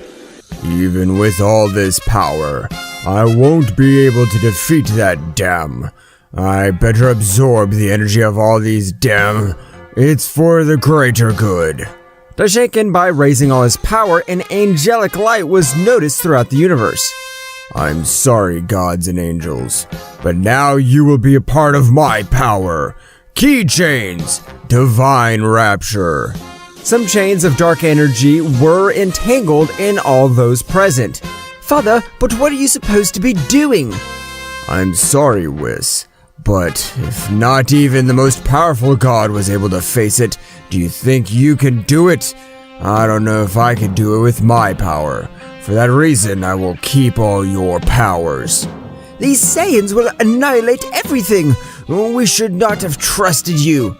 Only if I allow it. Daishinkan finished absorbing everyone's power. Now if I wait for you damn mortals to be ready, I will make you feel the greatest agony you have ever felt. I will kill you until you beg me to end your miserable lives. You're cursed! You and the Zeno-sama of the future are behind all this! I can't believe how scum you are to be able to kill your own descendants! Those bastards were nothing more than a source of my power. Now they will feel the true terror! It won't be so. Vegeta's mouth had been silenced by a strong blow. Daishinkan was able to hit him even though he was with Ultra Ego. Vegeta was not able to dodge several sneaky blows that Daishinkan was giving him. Vegeta was surprised by the power that this cursed man had achieved in this time. The power of Daishinkan had risen in a surprising way, and both Goku and Vegeta would realize this. Damn worm, I'll not let you get away with it. I'll see that you have great power, but it will not be enough to defeat me. Vegeta began to attack Daishinkan. However, with the power that he had absorbed, he was far superior to Vegeta. He was no match for this being. Vegeta, if you do not use all your power, you'll be no match for that wretch who preferred to absorb all his loved ones instead of accepting defeat. Don't give me orders, you damn insect. But you're right. I'll use everything I have on this wretch. Vegeta began to increase his power in an amazing way. Vegeta at an incredible speed would go to the powerful Ultra Ego Phase 3, with which all the universes were affected by such power. Even the power of this would reach the Forbidden Universes. I can't believe it! The power of those Saiyans, is it a much good? And apparently they were not fused. This is the power of only one of them. In a very remote part, Ryota was training with his father. They would also feel this great power. That power is incredible, and apparently it's from the other universes. It's impossible for a power to reach this dimension. Apparently, the beings in these millions of years have evolved in an incredible way, reaching great powers. But even so, they will not be rivals for us, since we're prodigies, and we have to fulfill an even greater dream, even if it costs us our own lives. Returning to Universe 7, Daishinkan and the Princess Saiyan's Vegeta were having a great battle. They were hitting each other at surprising speeds. There was no clear winner to be seen, however Vegeta would give him a powerful blow in the face to Daishinkan. But at that moment, a laugh would rumble throughout the universe. This power is amazing. Your attacks alone are tickling me. I don't feel anything, damn. Now, do you want to just caress my face? That's how you attack. Daishinkan, from one moment to the next, would deal a strong blow to Vegeta, who almost dodged it. However, the planet behind it would be left in rubble. But what? The power of his blow is overwhelming. This cursed has turned into a monster. Vegeta will never be able to fight Daishinkan. The power level is like heaven and earth. All that damn wanted was to give him hope and then break all of Vegeta's pride. Goku, Daishinkan's power is increasing. From what I can tell from my counterpart in the way, it's better between the two of them to finish off Daishinkan. Because if Daishinkan is so powerful, I can't even imagine how powerful he became, that damned. Goku would step forward with the intention of intervening in the battle, but at that moment Vegeta would yell, "Do not interfere, Kakarot! I'll take care of this dim, even if I have to end my life." That's right, Vegeta was going to sacrifice himself. Vegeta would take Daishinkan and begin to increase his power in an incredible way. His whole body was charging with energy. How pathetic all mortals can be. Do you think that with a pathetic power, your final explosion will do something to me? You will die in vain. And I hope to see that. Let's see what you think when I use my detonation at maximum power. Daishinkan was confident, but after a few moments, his face changed to a worried one when he observed how Vegeta's determination did not give way. Do you plan to explode? You will not be able to kill me. Now you start to shake. I hope you're so sure when I detonate all my power. Vegeta already managed to collect a large part of power from him. Vegeta would rise into the air. Kakarot, take care of Trunks, please. Divine multiversal final explosion. Die! Dad, please don't do it! Trunks would transform into Super Saiyan Blue, going to rescue his father. However, Goten would grab him tightly. We can't get close. His simple pressures can end our lives. You've always been my partner, my friend, my greatest rival. I'll not allow you to die, Vegeta! Total armor of a king of everything! Divine protective seal! An explosion lit up that whole universe. The life of a great warrior was about to go out. The life of the Princess Saiyans was about to come to an end. The proudest warrior in Universe 7, while this explosion was happening, it would be said to be Vegeta. I see. That's how it feels to die for someone else. Now I understand you, Kakarot. I hope to see you again in the afterlife. But at that moment, when everything seemed lost for the Prince of the Saiyans, a sphere of ki covered his entire body. That's right, the technique that Goku would have executed was activated at the precise moment to save Vegeta. How are you, Vegeta? Damn insect, so you saved me at the last moment. Or at least I destroyed that damn... Everyone was shocked when they heard a loud scream. Ah, ha, ha! Damn monkey. I swear that all this pain will return to you multiplied by 100. I can't believe how that damn guy endured all this explosion. Meanwhile, in the king's palace of everything was Zeno-sama. So Daishinken is having problems. Apparently, if I have to fight, it's time to access my combat form. Zeno-sama's guardians approached him. For the protection of this entire multiverse and the orders of the King of Everything, we give him all our power. With this power, no one will be a match for me. Zeno-sama began to absorb the power of his guardians. The king of the whole had the ability to give power to their guardians, but also form a single being.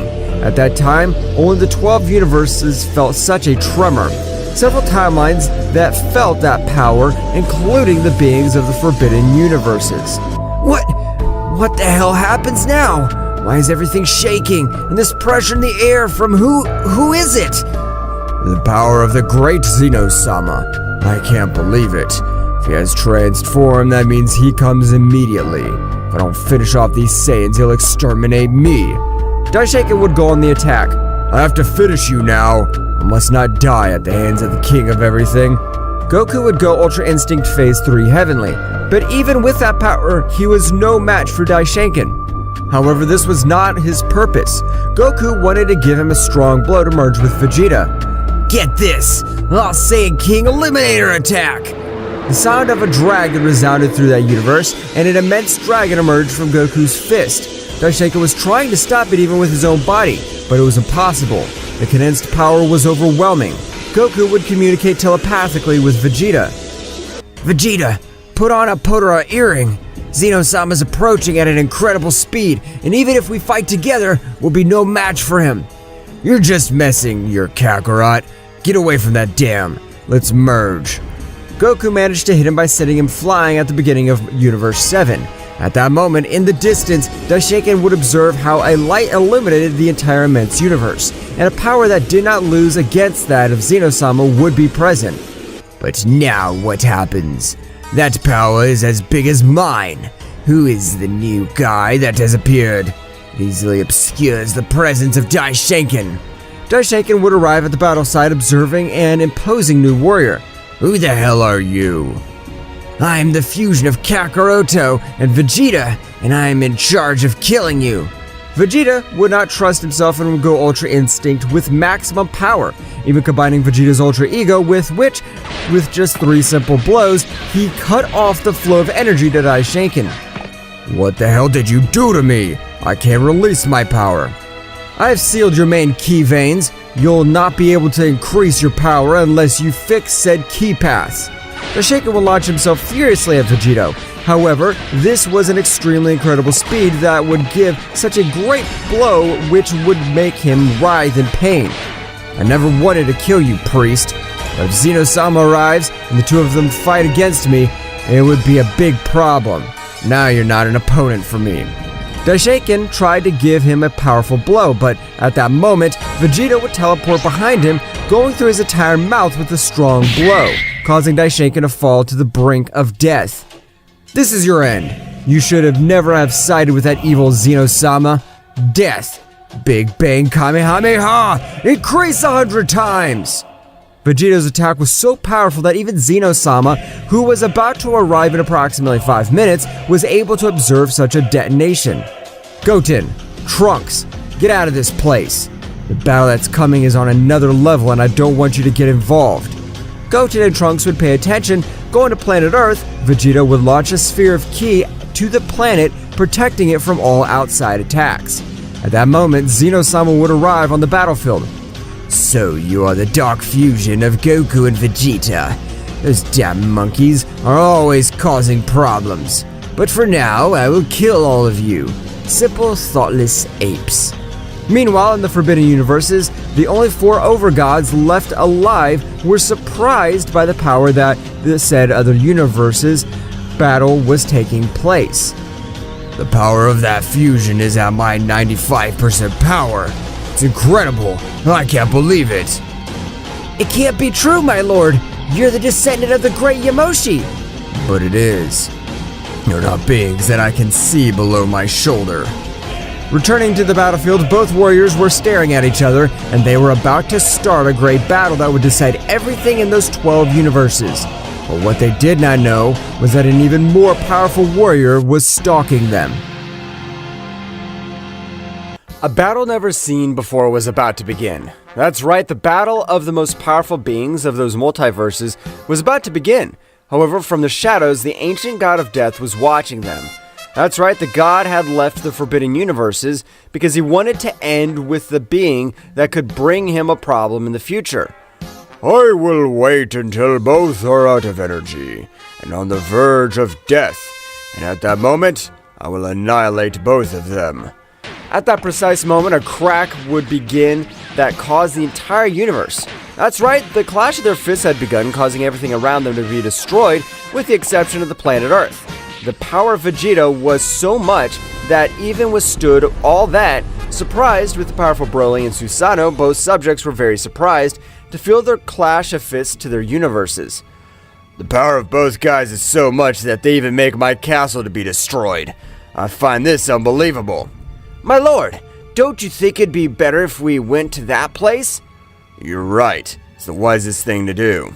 But at that moment, they felt the power of Susanoo rise to the maximum. Broly a little surprised since the ancient god Susanoo was a peaceful being, and in the same way he was in the limits of the universe, Daiku and Broly would get going. Returning to the battle, Vegeta and Zeno-sama was very evenly matched. That is, being a negative entity, his body was able to store much more power of darkness. Meanwhile, inside the body of Vegeta, the voice of Zeno-sama could be heard. Vegeta, being part of the consciousness of my friend Goku, I'm able to communicate with you. You must quickly finish with that guy and run away, because there's much more powerful being that's stalking you. Are you sure of what you're telling me, Zeno-sama? I don't feel any evil presence. Trust me, it's a being that even surpasses the power of my counterpart. Vegeta at that moment would be a little worried, because if a being that powerful surpassed his counterpart, was stalking them, then it'd be something to fear. At that moment, Vegeta began to take the battle much more seriously and try not to spend so much energy. Meanwhile, in the limits of the universe was Susanoo, and at that moment, Broly and Deku arrived. Second most powerful god Susanoo, what the hell's going on? Why is the sudden increase in your power?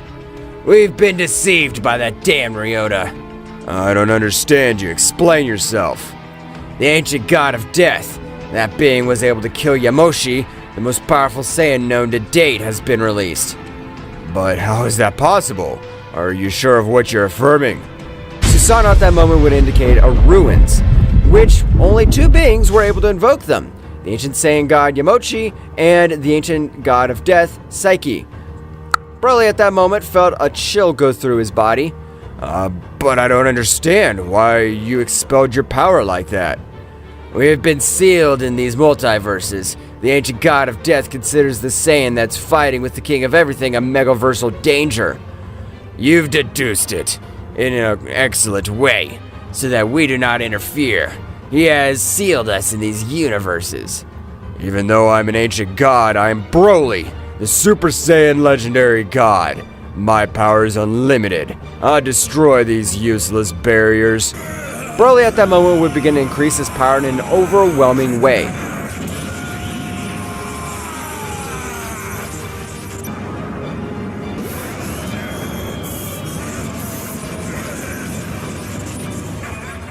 Meanwhile, with Vegeta and Zeno-sama, the battle was reaching its climax, so he, Vegeta's power, was overcoming him little by little. Zeno-sama, not having so much experience in combat, did not control the wear of energy. At that moment, Vegeta would use a little more of his power since he wanted to finish him quickly. Vegeta would use techniques of murder, which Susanoo taught him, leaving Zeno-sama very wounded. After approximately 25 minutes of battle, Zeno-sama had already lost more than half of all his power. Vegeta was about to end the life of Zeno-sama, but at that moment a murderous aura would fall all over that place. That's right, the power of Psyche had appeared and an array of energy would end with Zeno-sama. However, his attack had been special, as it turned out that he turned him into simple dust, leaving no trace of its existence. Vegeta, run away! Run away! You don't stand a chance against that guy! Vegeta at an impressive speed would begin to move across the universe. You think you can run away from me, the ancient god of death? Don't be pathetic. Psyche in only 2 seconds was able to reach Vegeta, who would be surprised by the speed of that guy. Don't you value your life? You should have run farther. Now I'll end your life. Vegeta, no matter what, would get into a battle pose. That's right, his body was not able to take the initiative to finish, since the aura of that guy in front of him looked like that of a giant, which stole all his power. What the hell are you? I can't believe that there's someone with power like yours. Psyche at that moment would begin to approach Vegeta, who had his guard ready. However, he was not able to observe the 1,000 blows that Psyche gave him in a matter of seconds. Psyche, with a strong kick, would send him to crash into a planet. My name's Psyche, and I'm the ancient god of death of the Forbidden Universes. My son Ryota, or rather was, since I made him part of my power, but he was able to be part of that being that'll rule everything. And finally, I'll be able to finish with the cursed descendants of Yamoshi.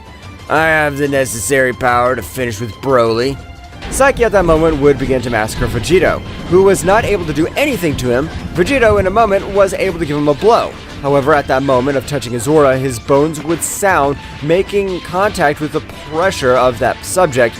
The spirit of Vegeta was strong, being the fusion of the most powerful Saiyans of all universes, but even the spirit of Vegeta was being torn to pieces. That's right, he couldn't understand the massive energy that was in front of him returning to the Forbidden Universe. The veins of Broly's body seemed to explode. That's right, his power was increasing to incredible levels, being able to crack some of his barriers. Broly was about to reach his limit. However, at that very moment, in his mind, he was able to observe his ancestor Yamoshi. My son, my offspring, you have enough power to be able to destroy those barriers, and you're not alone. I trust you with my power. At that moment, Broly's power would be restored almost immediately. And that was not all, since the power of Ultra Instinct had reached a new level. That's right, the power that it gave off was amazing.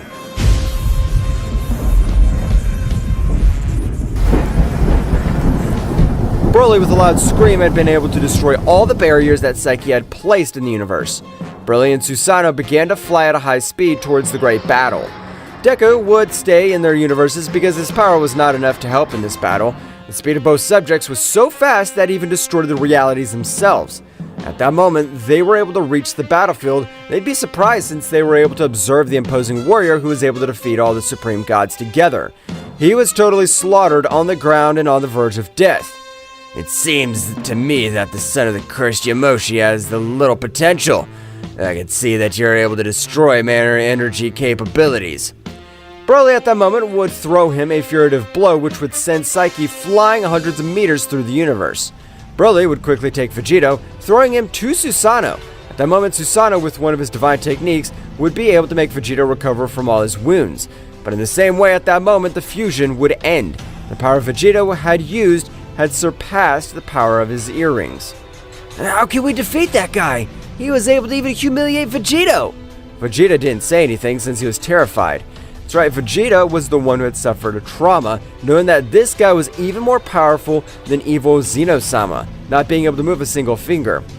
You're right, the power of that guy is incredible, but if we don't defeat him now, no one will be able to do it, and he'll destroy everything in existence. We can't allow that! I'll finish with the existence of that damned... Broly and Psyche were a little evenly matched, but what Broly didn't know was that Psyche was only using 40% of all his power.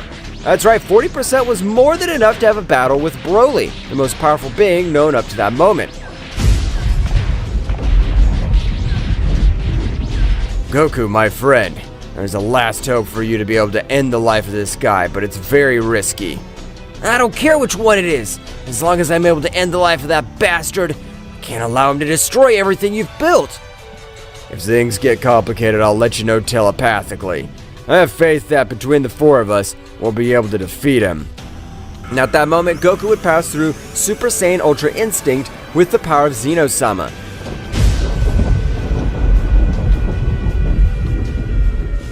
This one would throw a small sphere of energy to Vegeta, which was a part of the power of Zeno-sama. I, the Prince of the Saiyans, and I'll let this cursed one kill my son Trunks. I plan to destroy him right here, even if it's my turn to sacrifice myself. Vegeta would go Ultra Ego Phase 3 with Susanoo, would increase his power to the maximum. The moment all would be launched against Psyche, which to everyone's surprise would begin to dodge their blows in an incredible way. From one moment to another, to each of them, and would give them a great blow, without thinking twice would throw them a large sphere of energy, which would explode, leaving them with some wounds. No matter how many ants unite to defeat me, they'll never be able to defeat a dinosaur like me. My power is much greater than theirs. No matter how many ants we are, if all these ants unite, they could kill a dinosaur like you. I'll finish with one of your hopes, until the only thing you feel is terror. Psyche at that moment increased his power to 55% of all his power, being able to put all the warriors in great trouble. That's right, his power had grown in an overwhelming way that had been completely overcome. The power of this guy is really another level. His power is not able to be compared to anything or anyone. I have used all my assassination techniques, and none of them have had any effect. It's as if his body had received much more lethal attacks than the ones I'm granting him. Psyche at that moment would get tired of games, starting to leave each one of the present ones out of combat. At that moment, he would leave Goku out of combat, and this one in his mind would observe Zeno-sama. Zed-chan, what happened? They've been defeated. Are you ready to use the last method? That's right, I'm ready. With this method, I don't know if your ki veins will explode since it's a power beyond anything known. If I'm going to save you all, I don't care. As king of all, I grant the omnipotent power to this mortal named Goku. Omnipotent seal activated. Goku at that moment would stand up and begin to increase his power in such an amazing way that it seemed his power had no limit.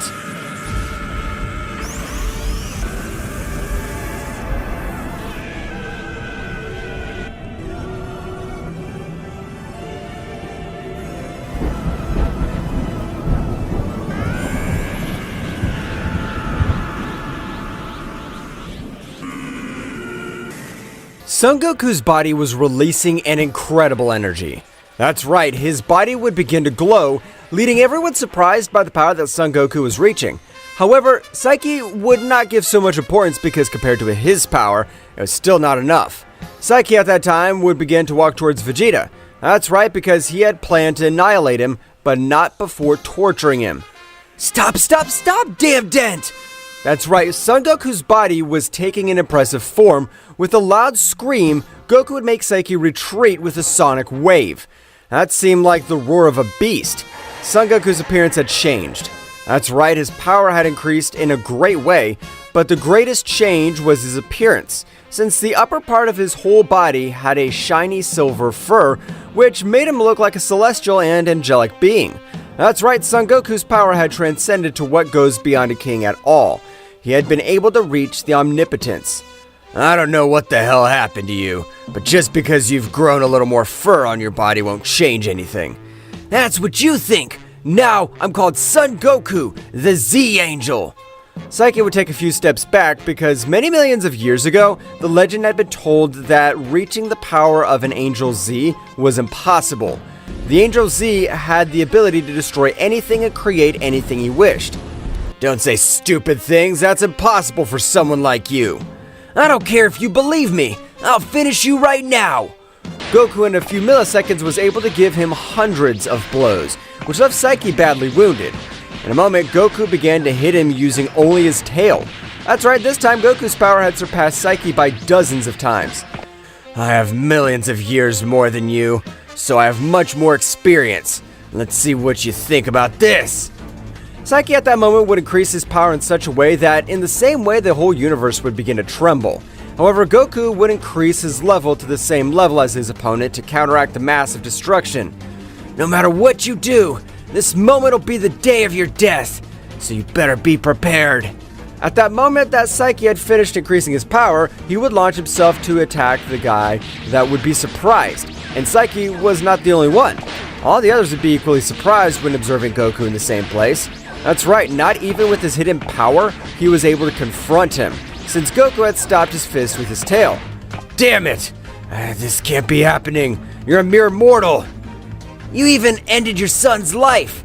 You only care about yourself while I bear the responsibility of this whole multiverse. That's why I'm not allowed to lose. Goku at that moment would begin to massacre Psyche, who on this occasion was the one who could not do anything. I can't believe that Kakarot's power had increased to that level. The power he possesses is impressive, but what he said is true. His ki veins will explode, since the omnipotent power of Angel Z is impossible to withstand. You're wrong. The power he can be supported. The impossible thing is to activate it. He should have sacrificed everything, because if he had that power before, he would not have hesitated to use it. Kakarot, you're the most powerful warrior I've ever known, so I'm sure you won't die. I trust you, Kakarot! Goku and Psyche would continue exchanging blows, which Psyche was getting used to Goku's fighting style with each passing moment of the battle. Damn it! This bastard is starting to get used to this power. After all, he must be considered a being of immense power. What's wrong, Saiyan? Have you run out of energy reserves? That'd be impossible since Angel Z possesses unlimited power. Goku would increase his power again, but this time many of his bones would thunder. That's right, some of his bones were broken. Goku, without caring, would begin to give him the most powerful blows he could, since he knew that he could not maintain the power of Angel Z for much longer. After 7 minutes of battle, Goku would begin to charge a powerful attack which would define the battle. And in the same way, Psyche would begin to charge a great attack. Receive this! This attack carries all the hope of the universe! Galactic Fury! No matter what you say or do, your power is insufficient to defeat me! Destroyer of gods! Both attacks began to collide, destroying the planets around them. That is, the only planet that was still safe was planet Earth, because when Goku activated the power of Angel Z, he had given a great part of his power to the planet he wanted to protect. After a few moments, the attacks had exploded, and when a great curtain of smoke and fire was formed, Goku would charge all the energy he had left in a last blow. That's right, Goku would execute his formidable dragon attack, which Psyche, not being prepared, would be caught imminently.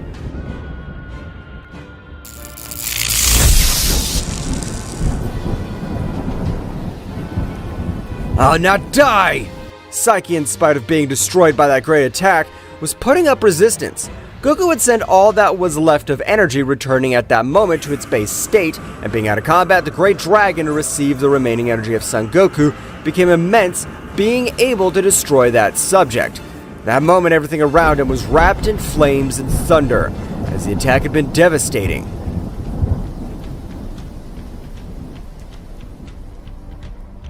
It's right after that moment, Vegeta would approach where Goku was, giving him some of his energy, but he didn't react.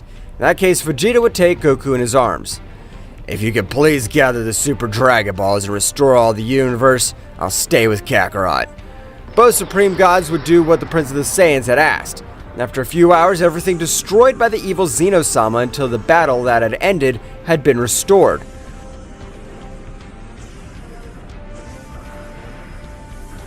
No matter how long it takes, I'll be with you, you damn insect. After a few moments, all the gods would gather at the palace of Zeno-sama, bowing to Vegeta. At that moment, Beerus would step forward. We are sorry for everything that's happened. The mind control of the King of Everything was so powerful that it made us do things that we didn't want to do. That's no longer important, but I want you to train and become the most powerful gods of all the multiverses in existence. As you command, Vegeta-sama.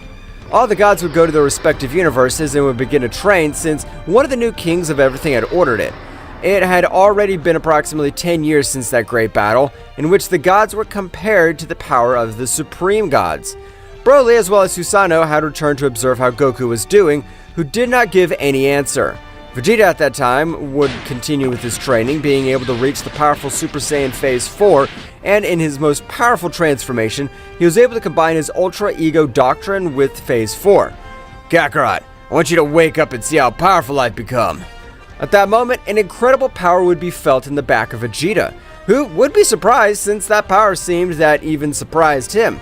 You're right, you've become much more powerful, but I doubt very much that you'd be able to surpass me. Damn insect, until you wake up. At that very moment, both Saiyans would begin a great battle that would shake the 12 universes, even the universes of the Forbidden Universes. Until finally the day has come. Son Goku is awakened. Broly and Susanoo had quickly headed towards where the great battle was coming from. By the time they'd arrived, they had both able to observe all the gods who were surprised. Son Goku has finally awakened, but his power is amazing. I thought that being unconscious for so many years, his power would diminish. Well, apparently we were all wrong, Mr. Beerus, because Mr. Goku's power is much more powerful than Mr. Vegeta's. Or on this occasion, I should call them the kings of everything. Both Saiyans would continue exchanging blows, and no clear winner could be observed.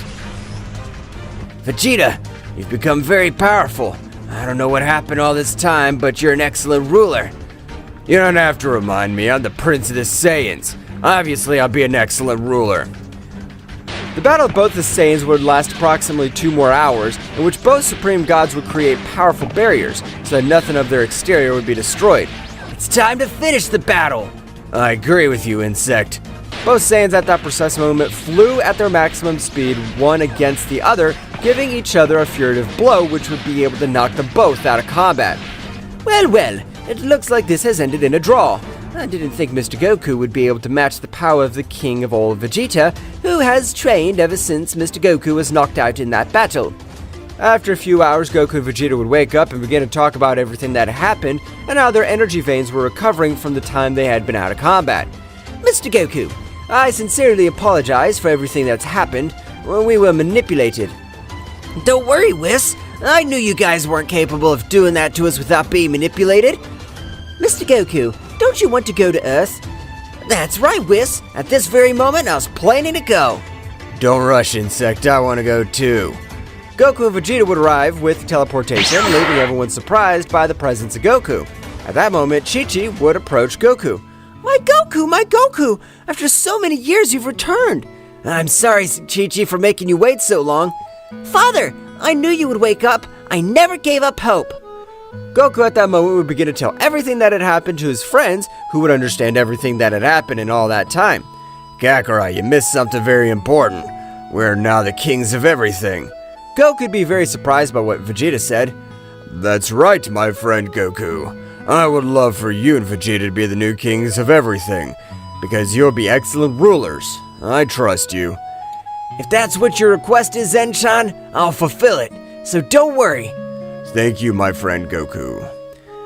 Goku and Vegeta would begin to have a great feast. That's right, Bulma had prepared one of the best meals for Goku and Vegeta. At that moment, Gotenks would arrive. That's right, Goten and Trunks had merged and would access the Ultra Instinct Phase 3. Dad, this is our power! I'm very proud of you. At the end of everything, both Saiyans would return to the Palace of the Whole since they had to control all the 12 universes and become much more powerful for some multiversal level threat. Are you ready, Vegeta, to be the new kings of everything? That's right. I'm always ready for everything. Vegeta's transformation in Super Saiyan Blue Evolved caused a dramatic change in the intensity of the battle. His bright blue aura flashed with overwhelming energy as he charged towards the shadowy creature and Broly, who was still under his influence. It's time to put an end to this. Broly, I'll fight to free you from this darkness. The shadow creature, sensing the threat posed by Super Saiyan Blue, adopted a defensive stance. On the other hand, Broly, his eyes still darkened, prepared to face Vegeta. Vegeta unleashed a flurry of quick and precise attacks, combining punches and kicks with astonishing speed. Each move was charged with the strength of the new form, and the shadow creature was forced to retreat in the face of Vegeta's fury. Broly, regain control. I'll not allow this darkness to consume you. Broly, under the influence of the Dark Possession, responded with impressive stamina. His attacks were brutal and uncontrolled, but Vegeta moved with a dexterity that defied expectations. I need to find an opening in this possession. In an act of bravery, Vegeta launched himself directly towards Broly. Their fists collided forcefully, and Vegeta, using all his skill, made precise strikes that temporarily weakened the dark influence. Broly, fight this! You're stronger than this darkness! The shadowy creature, seeing Vegeta's resistance, increased his energy and fused even more with Broly. Now the dark influence was more entrenched than ever, and Broly unleashed an explosion of wild power. You can't stop me, Saiyan Prince! Vegeta, not backing down, continued to engage Broly. The battle reached new heights as both warriors unleashed their most powerful attacks. Vegeta launched a Big Bang attack while Broly responded with a gigantic charge of dark energy. The collision of energies generated a huge explosion that blanketed the area. After the dust settled, Vegeta lay on the ground, clearly exhausted but not giving up. I can't lose. My determination's stronger than your darkness. The battle between Vegeta and Broly, who was possessed by the shadow creature, reached a critical point. The overflowing energy of the confrontation was spreading across the battlefield, distorting the air and creating palpable tension. At that crucial moment, Goku found himself regaining consciousness, stood up, and immediately went to Saiyan Prince's side. Vegeta, let's go! Let's give it all we've got! Goku's transformation into Super Saiyan Phase 2 and joined the fray. The shadow creature, seeing the arrival of another Saiyan warrior, prepared to face the new threat. Kakarot, you're just in time. This thing has gotten stronger with Broly. We'll face it together! Broly, we won't let this darkness control you! The three Saiyans stood in formation, ready to deal with the shadow creature fused with Broly. The intensity of the conflict increased even more, with flashes of energy and clashes of fists echoing throughout the battlefield. Come on, Kakarot, let's attack in unison and free Broly. I got it, Vegeta! Together, we'll free him! The Saiyans coordinated their attacks, launching a combined blast towards the shadow creature. Despite their efforts, Broly's dark possession was still resisting, fueled by the brute strength of the legendary Saiyan. Broly, under the influence of the shadow creature, unleashed an uncontrolled fury. His attacks were unpredictable and devastating, putting the Saiyans on the defensive. Goku, Vegeta, and the shadow creature continued to exchange energy blasts and powerful blows. Vegeta, we must break that possession! We can't let Broly fall into darkness! Roger that, Kakarot. Let's keep attacking together. Amidst the chaos of the battlefield, the fiery aura of the Saiyans lit up the sky, a visual manifestation of their mammoth power. Goku and Vegeta, feeling the weight of the battle, decided to take it a step further. They joined their energies in a symphony of power, a final bid to tear apart the shadows enveloping the evil presence. The shadow creature on the brink of the abyss responded with desperation. It raised its own power, and the darkness churned with intensity as it struggled to resist the combined onslaught of the Saiyans. The clash of energies created a cataclysm of flashes and booms, shaking the battlefield to its core. At that critical moment, the energy explosion was unleashed with dazzling magnificence. The earth shook, and the shockwaves swept across the landscape, leaving behind a trail of destruction. Goku, Vegeta, and Broly, enveloped in the blanket of the explosion, were momentarily eclipsed by the blinding light and dancing shadow. When the shimmering luminosity faded, the Saiyans found themselves faced with a new scenario. On the ground lay Broly, his figure shrouded in a residual haze of the contest. The dark aura that had consumed him had finally dissipated. Stillness reigned on the battlefield. As the warriors approached with worried looks, the formidable warrior who now resisted, his power darkened, finally silenced. We did it, Vegeta! Broly's free! Yes, but this shadow creature's still a problem. We can't let our guard down. Vegeta nodded grimly as they watched Broly, who lay on the ground, slowly recovering from the intense battle. However, at that moment of apparent calm, the shadow creature, cunning and unnoticed, had left Broly's possession to seek a new host. The dark entity swiftly swept into the shadows, unnoticed by the Saiyans, who still assessing their companion's condition. Silently, the shadow creature crept towards Gohan, who had been watching the battle from a distance. Gohan, oblivious to the threat looming over him, felt a shiver run down his spine, just as the shadow creature enveloped him with its dark presence. A momentary flash of its eyes indicated that something was terribly wrong. At that instant, Gohan, with a sudden alteration in his expression, went on guard without warning. His gaze, now posed by the shadow creature, glowed with a malevolence that contrasted with his gentle nature. Goku, noticing the sudden tension, turned towards Gohan, but before he could react, Gohan, under the influence of the shadow creature, moved with supernatural speed. The confrontation with Broly had left the Saiyans exhausted, and the shadow creature, seizing the opportunity, vanished into the darkness along with Gohan. Vegeta, realizing the situation, gritted his teeth in fury. The threat persisted, and now Gohan, a valuable ally, was in the hands of the shadows. Goku and Vegeta, despite their exhaustion, prepared for a new confrontation, aware that the battle had not yet come to an end. The tension in the air was palpable, as Goku and Vegeta, still worried about Broly, with determination, turned towards the place where the dark entity had vanished. Damn it, where'd that thing go? I don't know, Vegeta, but we must find it before it hurts Gohan. The two Saiyans, quick as the wind, rushed towards where Gohan had been standing, their senses alert.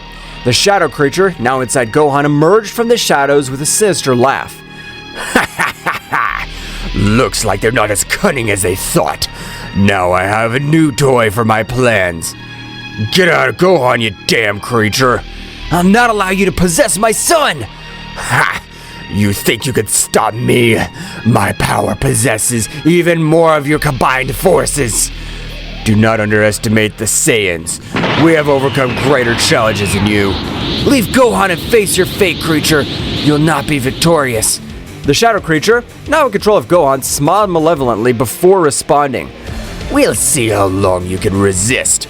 Gohan is now an instrument of my will. The shadow creature possessing Gohan unleashed a burst of dark energy that distorted the surrounding space. Goku and Vegeta suddenly found themselves during a chaotic confrontation, with Gohan now transformed into an instrument of the malevolent entity. The waves of energy radiating from Gohan's possessed figure created an ominous aura that filled the battlefield, defying the Saiyans' endurance and determination. The Saiyans, in their Super Saiyan Blue form, prepared for the impending clash. The shadow creature, using Gohan's body, moved with supernatural agility, dodging the Saiyans' first attacks with grace and malice. Gohan, his eyes now filled with darkness, lunged at Goku with astonishing speed. Goku blocked Gohan's first few blows with difficulty, feeling the enhanced strength and speed of his new controlled son. The fight was intense, each move charged with power and ferocity. Meanwhile, Vegeta positioned himself strategically, assessing the situation, looking for an opening to attack. The shadow creature, through Gohan, unleashed a flurry of attack, which devastating blows that kept Goku on the defensive. However, Goku's ability to adapt quickly to the battle allowed him to counter the attacks and counterattack with his own overwhelming power. Vegeta, sensing an opportunity, lunged at the shadow creature from an unexpected angle. However, the dark entity had sharp reflexes and deflected Vegeta's attack with ease, throwing Gohan against Goku as a distraction. The shadow creature's strategy paid off, as it took advantage of the distraction to hit Vegeta with a beam of dark energy. Vegeta, although he resisted the impact, was momentarily weakened. The entity, now with a malevolent smile, turned to him. Damn it! This isn't over, shadow creature. Goku, reacting quickly, stepped between the shadow creature and Vegeta. Vegeta, hold on! We can't let this thing divide us. The shadow creature, enjoying the chaos it had sown, released a dark aura that enveloped both Saiyans. The dark energy sought to confuse and weaken their senses. However, the Saiyans' instinctive connection to Ki enabled them to resist the dark influence. The battle raged in a frenzy of clashing colors and energies. Gohan, controlled by the shadow creature, moved with a mixture of speed and agility that defied the laws of physics. Goku and Vegeta, each focusing on their own battlefront, were trying to coordinate their attacks to free Gohan from the dark possession. Gohan, fight this darkness! You're stronger than this!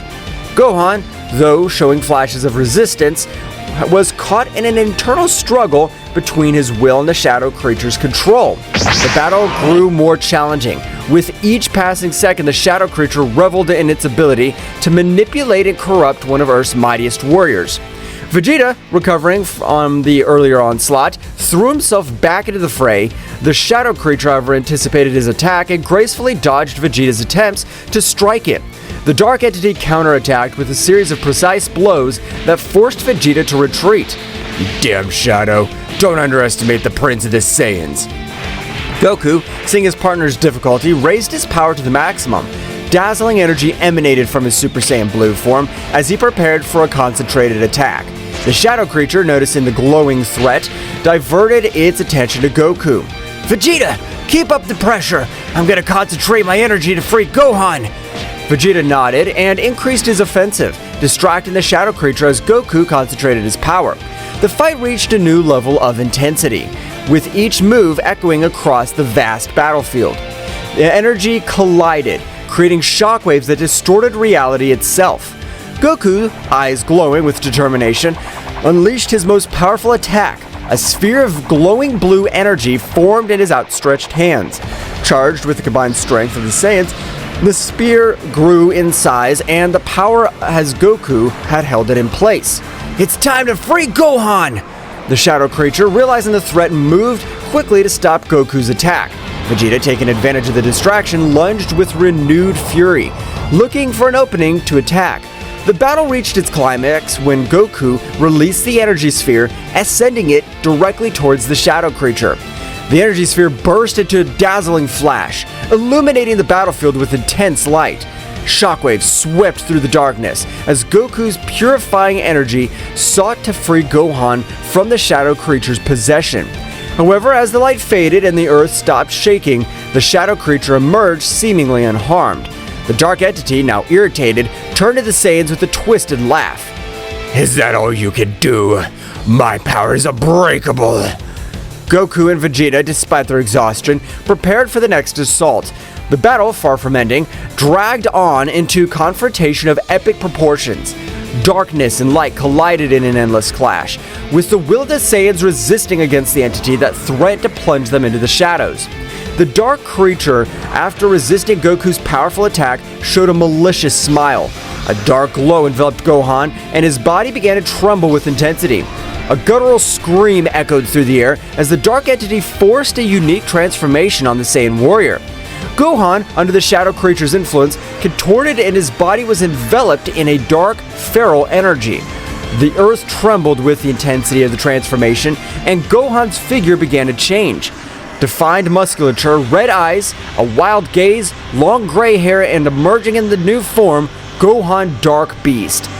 Vegeta and Goku, shocked by the unexpected evolution, instinctively recoiled from the overwhelming presence of Dark Gohan Beast.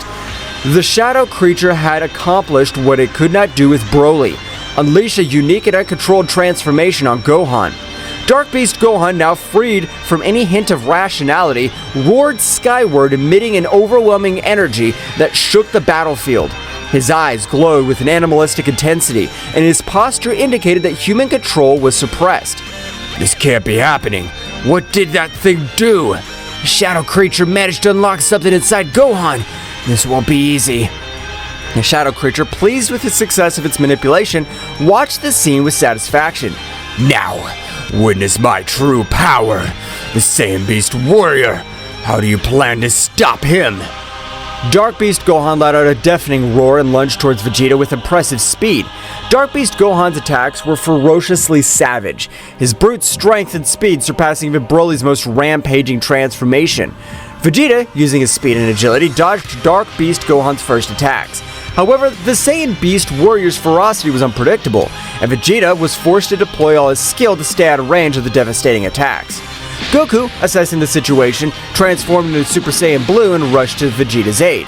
The two Saiyans fought in tactical coordination, looking to open an opportunity to counter Gohan's savage new form. The battle became a whirlwind of energy, with explosions and crashes echoing across the battlefield. The shadow creature in the shadows continued to manipulate and fuel Dark Beast Gohan's fury. The Saiyan strategy was becoming more and more challenging as Dark Beast Gohan seemed to be one step ahead, anticipating their moves. Damn it! Gohan Beast is too unpredictable. We must find a way to free Gohan from this transformation. We can't let the shadow control his true power. As the Saiyans faced Gohan Beast's fury, the shadow creature watched from the shadows, enjoying the chaos he had unleashed. The situation was becoming more critical with each passing moment, and the Saiyans' endurance was being tested in the face of Beast Gohan's uncontrollable fury. The battle raged on in a titanic struggle between light and darkness, with the hope of freeing Gohan from the influence of the shadow creature hanging in delicate balance. The Saiyans, determined to overcome this challenge, faced an enemy that had managed to unleash an even greater internal threat than before. While the intense battle raged on the battlefield, Piccolo, the Namekian sage, was immersed in his mental training somewhere secluded. His concentration was so deep that he could feel an abrupt shift in ki, a disturbance that reverberated through space and time. A shiver ran down his back, indicating the gravity of the situation. Something's not right. The Namekian instantly stood up, his cloak billowing as he focused on the direction of the glowing chaos. The power he felt was not just brute force.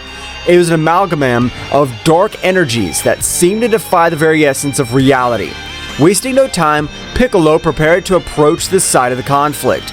Back on the battlefield, Goku and Vegeta fought valiantly against Dark Beast Gohan, who moved with uncontrollable ferocity under the influence of the shadow creature. The dark entity, sensing Piccolo's arrival, smirked. Looks like we have a new guest. This just gets more interesting. Goku and Vegeta focused on Gohan Beast, noticing Piccolo's presence as he appeared on the battlefield with a serenity that contrasted with the surrounding chaos. What happened here? What have you done with Gohan? That shadow thing possessed Gohan and transformed it into a wild beast. We can't free Gohan this way! The shadow creature manipulates his power in unimaginable ways! Dark Beast Gohan, noticing Piccolo's arrival, turned to him with wild eyes. The shadow creature, enjoying the chaos, prepared for the next act of this heartbreaking play. Welcome, Piccolo. You're just in time to witness the inevitable downfall of these Saiyans. Don't underestimate the Saiyans or my determination. I'm here to free Gohan. The Namekian braced himself for the confrontation, deploying his ki with an intensity that made it clear he would not be a mere spectator in this battle. Dark Beast Gohan, fueled by the shadowy influence, roared and lunged towards Piccolo with a speed that defied all logic. The battle became even more chaotic with Piccolo's entrance. His movements were precise and calculated, contrasting with the wild ferocity of Dark Beast Gohan. Goku and Vegeta, aware of Piccolo's strategic skill, adjusted their approach to coordinate their attacks with the Namekian. Meanwhile, the shadow creature watched the battle with a Machiavellian smile, enjoying the confrontation between the forces of light and shadow. The dark entity was determined to prove that its influence was insurmountable. The fight unfolded in a whirlwind of colliding energies, with Piccolo demonstrating his tactical and strategic prowess. Dark Beast Gohan, however, remained a formidable challenge, his erratic movements and uncontrolled strength testing the tenacity of the warriors on the battlefield. Goku, Vegeta, we need to plan to break the connection between Gohan and that shadow creature. You're right, Piccolo. We need to attack from different fronts and destabilize that connection. I'll take care of keeping Beast Gohan busy. Kakarot, you use the connection you have with your son to try to isolate the shadow creature. Goku and Vegeta, coordinating their efforts with Piccolo's strategic expertise, went on the assault. Piccolo used his wisdom to be able to devise a way to get Dark Beast Gohan out of said possession, while Vegeta unleashed his fury with calculated attacks to keep the beast at bay. As the battle continued, the shadow creature began to feel the pressure of the combined strategy of the Saiyans and Piccolo. The connection between Gohan and the dark entity was under threat, and the shadow creature, despite its confidence, was beginning to show signs of concern. The battle was far from over, but the warriors' resilience was growing stronger in the face of the adversity that loomed over them. As Piccolo continued his mental struggle to free Gohan from the shadow creature's possession, his Namekian senses sharpened. Keen perception led him to identify a small shadow leech clinging to Dark Beast Gohan's lower neck, a detail that had not been evident in Broly's previous possession due to his long hair covering that region. That's it. The key in this little shadow leech on his neck. We must eliminate it to free Gohan. Piccolo's revelation attracted the attention of Vegeta and Goku on the physical battlefield. Vegeta, upon hearing this, turned his gaze to the back of Gohan Beast's dark neck and noticed the presence of the Shadow Leech. A Shadow Leech? That explains why we couldn't free Broly this way.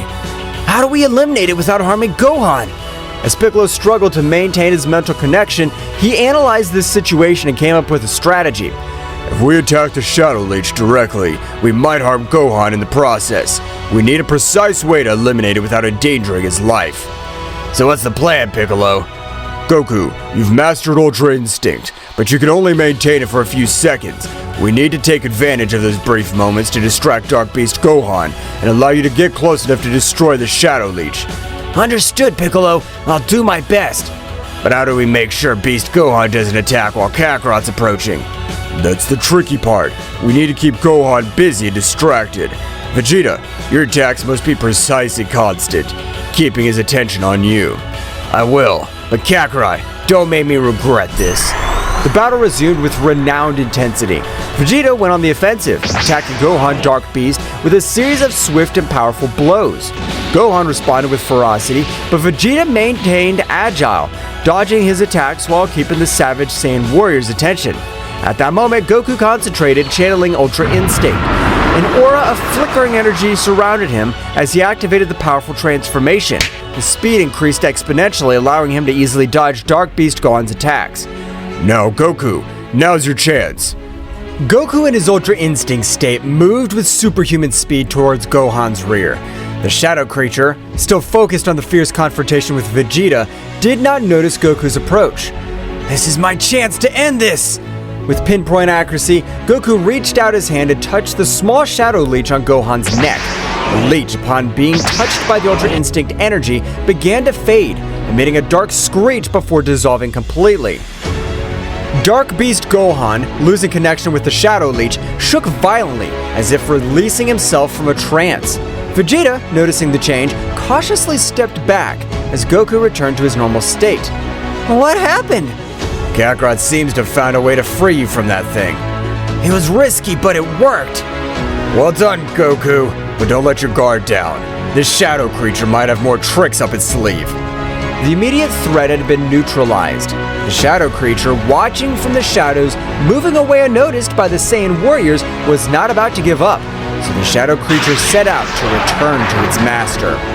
After the terrifying moment that the Z warriors had experienced, Goku and Vegeta realized that Beerus and Whis were not on Earth. They had disappeared just moments before the shadow creatures appeared on Earth. This is because Daishinkan discovered that Zeno-sama had been killed by his father and immediately summoned all the angels and gods of destruction.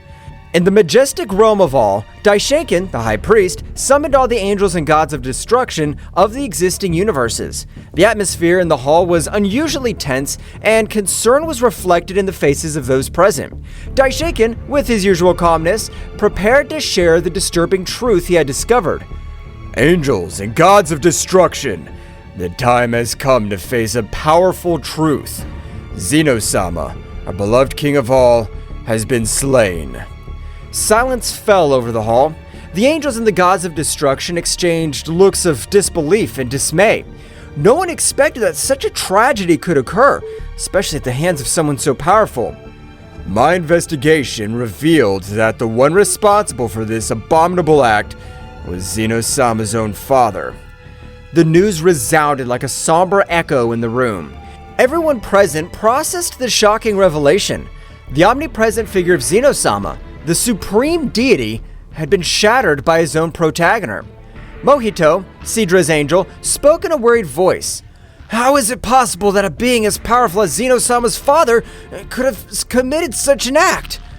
That is a question for which I still have no answers.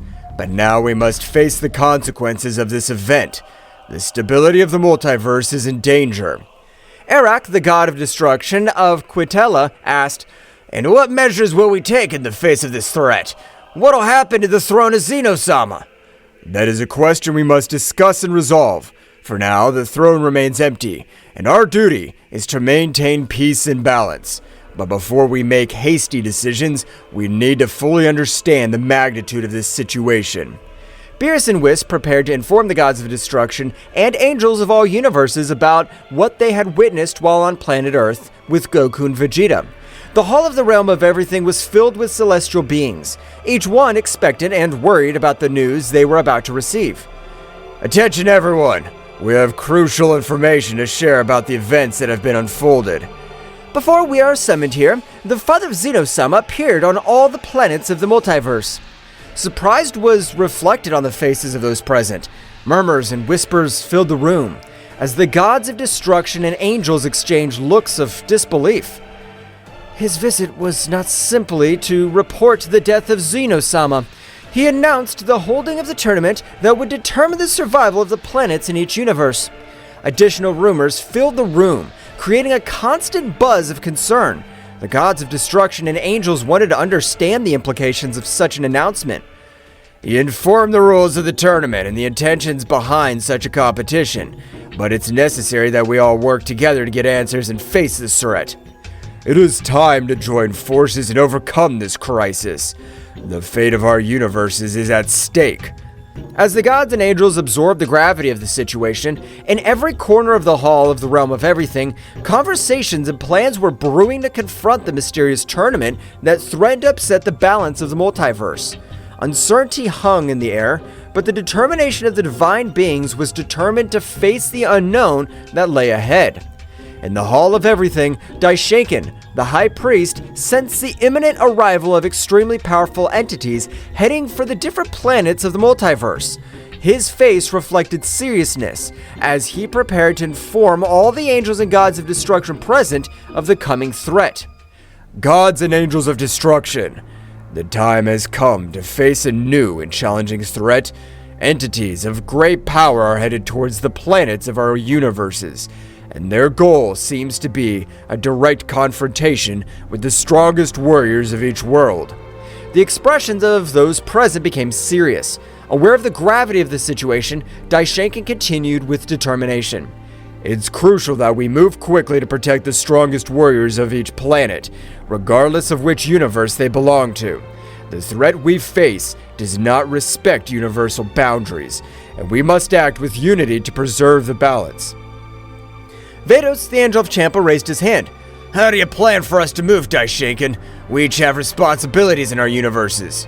I understand the complexity of this situation, but the magnitude of this threat requires immediate action. I suggest that every angel and god of destruction move to the planets threatened by this unknown force. We must prevent the strongest warriors from being defeated before we can fully understand our enemies. Sounds like a sensible plan, Daishinkan. If we all work together, we can protect our warriors and gain more information about these powerful entities. Each angel and god of destruction nodded in agreement, accepting the need to act immediately. They moved quickly to the various planets, casting aside universal barriers in a joint effort to safeguard the multiverse. May the wisdom and power of each of you guide this effort. Let us not underestimate this new threat. Our duty is to protect the existence of our universes. With those words, the angels and gods of destruction dispersed, leaving the Hall of All in preparation to face a challenge that transcended universal boundaries and demanded the collaboration of all divine beings. Uncertainty hung in the air, but determination to preserve the balance of the multiverse guided the powerful beings in their joint mission. The angels and gods of destruction quickly teleported to the threatened planets, each determined to protect the strongest warriors on the various planets. In the blink of an eye, the skies lit up with flashes of divine energy as Awamo and Ewin, Cognac and Quintella, Matanu and Geen, Wissambiris, and the other angels and gods of destruction headed toward their assigned destinations. The planet Thraxis Nocturnae lay peaceful in the corner of the cosmos, its nocturnal luminosity radiating a tranquility that was about to be disturbed. In the vast space, Awamo the angel, with his small book in hand, and his god of destruction Ewin, an imposing figure with a stern gaze, detected the arrival of a shadow creature, a minion of Zeno-sama's father. The creature, shrouded in malevolent darkness, descended with malevolent determination towards Thraxis Nocturnae. Ewin, without hesitation, deployed his energy of destruction while Awano stood by, hoping to resolve the conflict without a bath of chaos. Creature, your darkness will not be tolerated in this realm. Stop your destructive plans. The shadow creature emanated a guttural growl, its presence emanating an unnatural energy that distorted the space around it. The space battle began with an explosion of opposing forces. Ewin launched destructive beams, while Awamo used his speed to dodge the attacks and assess the situation. Ewin, this creature's stronger than we imagined. We must be cautious. I know, Awamo, but we can't let him destroy Thraxis Nocturnae. We must give our best. The shadow creature, agile and evasive, responded to the attacks with dark energy waves that distorted space. The battle spread across the firmament, leaving traces of destructive energy in its wake. Iwin tried to anticipate the creature's movements. However, the shadow creature proved to be agile and adaptive, countering every strategy with an unmatched dark force. Our conventional methods don't work. Iwin, we need to combine our forces. I agree, Awamo. It's time to show them the true power of destruction. Awamo and Iwin merged their energies, creating a flash of light that defied the surrounding darkness. The shadow creature, perceiving the threat, intensified its own energy, generating a collision of cosmic forces that shook space itself. The battle reached a fever pitch, with cosmic explosions lighting up the scene as Awamo and Iwin struggled to contain the darkness. The struggle took place not only on the physical plane, but also on the spiritual one, where the will to protect Thraxis Nocturne was pitted against the ruthless ambition of the shadow creature. The fusion of Awamo and Iwin unleashed a dazzling energy that eclipsed even the nocturnal luminosity of Thraxis Nocturne. The gold and violet glow enveloped the divine couple as they prepared to face the dark threat looming over the peaceful planet. It's time to show the true extent of our power, Awamo. The shadow creature, aware of the growing threat, rushed towards them with supernatural speed. Awamo, with his keen perception, anticipated every movement of the creature, allowing the couple to dodge its onslaughts with heavenly elegance. Keep calm, Iwin. We must synchronize our movements to counteract their darkness. Iwin nodded and unleashed a series of destructive energy blasts that lit up the space around him. However, the shadow creature responded with amazing agility, dodging every attack with meandering movements. The battle became a cosmic game of strategy and speed. The angel Awamo and the god of destruction Iwin soon realized that in order to defeat this entity, they would need a coordinated attack that transcended the limits of their individual abilities. In a moment of perfect timing, they unleashed a gale of combined energy. Awamo channeled the energy of destruction while Iwin released violet flashes of destruction. Focus your energy, Awamo. Let's get rid of this darkness once and for all. Awamo nodded and joined the attack with determination. The fused energy of both angel and god turned into a spear of golden and violet light that pierced through space with an impressive speed. The shadow creature, caught in the torrent of power, let out a heart-rending howl as it was enveloped by the luminosity. The impact was abysmal, generating an expansive wave that shook the cosmos. The darkness that enveloped the creature began to dissipate, revealing its twisted and weakened form. Awamo and Iwin, exhausted but triumphant, stood on guard ready for any eventuality. We have managed to contain their darkness, but we can't let our guard down. The shadow creature, now visibly weakened, recoiled before the imposing presence of Awamo and Iwin. The light had prevailed over the darkness in the cosmic corner of Thraxis Nocturne. The divine couple remained firm in their duty to protect the planet that this creature wanted to destroy. However, the battle was not yet over, and the fates of the planets remained uncertain in the vastness of space. After the shocked combined attack of Awamo and Iwin, the space around Thraxis Nocturne was vibrating with the residual energy of the cosmic battle. The shadow creature, apparently weakened, remained suspended in the cosmic void, enveloped in a dark glow that seemed to absorb the surrounding light. The divine couple watched cautiously, aware that the fate of Thraxis Nocturne was still hung in the cosmic balance. Iwin, something's not right. The darkness of that creature seems to be getting stronger instead of weaker. It seems that our attack has absorbed by her, but it shouldn't be possible. How can he transform our energy of destruction to his own power? The shadow creature, now surrounded by a more intense aura, began to change its shape. Its twisted figure became more defined. His eyes shone with a malevolent lucidity. The darkness emanating from her was becoming denser, distorting the space around her. You have underestimated my true potential, angel and god of destruction. Your energy has strengthened me beyond your comprehension. The divine couple prepared for what was to come next, aware that the threat they faced had evolved. The shadow creature, now empowered by the absorbed energy, charged towards them with renewed speed and ferocity. We need to be more cautious, Iwin. It seems that every blow we inflict makes her stronger. Understood, Owamo, but we can't allow this darkness to devour Thraxus Nocturne. The battle resumed with increased intensity. The shadow creature attacked with bursts of dark energy that cut through space, while Owamo and Ewin responded with flashes of golden and violet light. The cosmic dance of lights and shadows painted an epic picture in the vastness of the universe. Each blow and backlash echoed like thunder in space, distorting reality itself. Owamo, with his keen perception, tried to anticipate the movements of the dark creature, but the dark entity proved to be unpredictable. Ewin, with his energy of destruction, sought to weaken the creature, but his attacks seemed to be absorbed and turned into an additional source of power. Every time we hit her, her power increases. We can't go on like this. We must find a way to counteract his ability to absorb our energy. Do you have any ideas, Owamo? Owamo pondered for a moment, his angelic mind working in search of a solution. Meanwhile, the shadow creature, aware of its opponent's confusion, took the opportunity to launch a surprise attack. A wave of dark energy enveloped Owamo and Ewin, distorting their perception and weakening their defenses. Your resistance is useless. I am the embodiment of darkness. His light cannot prevail before me. The situation was becoming more and more desperate for the divine couple as they struggled to resist the shadow creature's attacks. Owamo turned his attention to the small book he always carried with him. An idea began to form in his mind. Ewin, I think I have an idea, but we need to synchronize our attacks in a different way. Explain yourself, Owamo. Owamo explained his plan to Ewin, who nodded in understanding.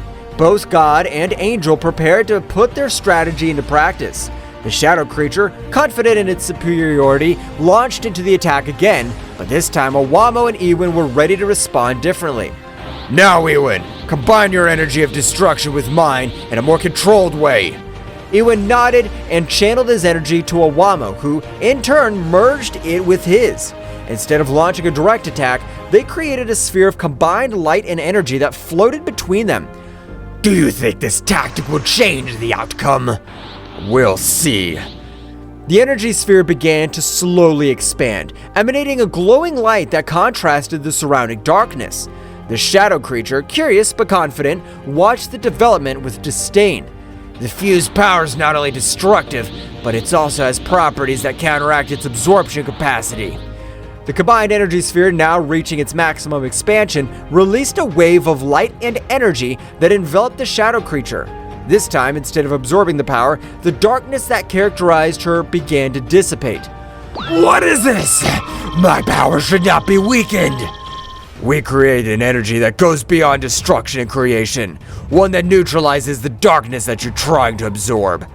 The shadow creature, weakened by Owamo and Ewin's strategic counterattack, retreated as the combined energy sphere continued to exert its effect. The light emanating from the sphere began to purify the darkness surrounding the entity, revealing its original form before corruption. It seems our tactic's working, but we must make sure we contain it completely. We can't let our guard down. Let's continue with the strategy until the creature's completely neutralized.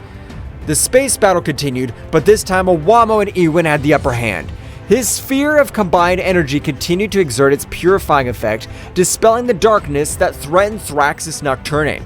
With each passing moment, the shadow creature grew weaker.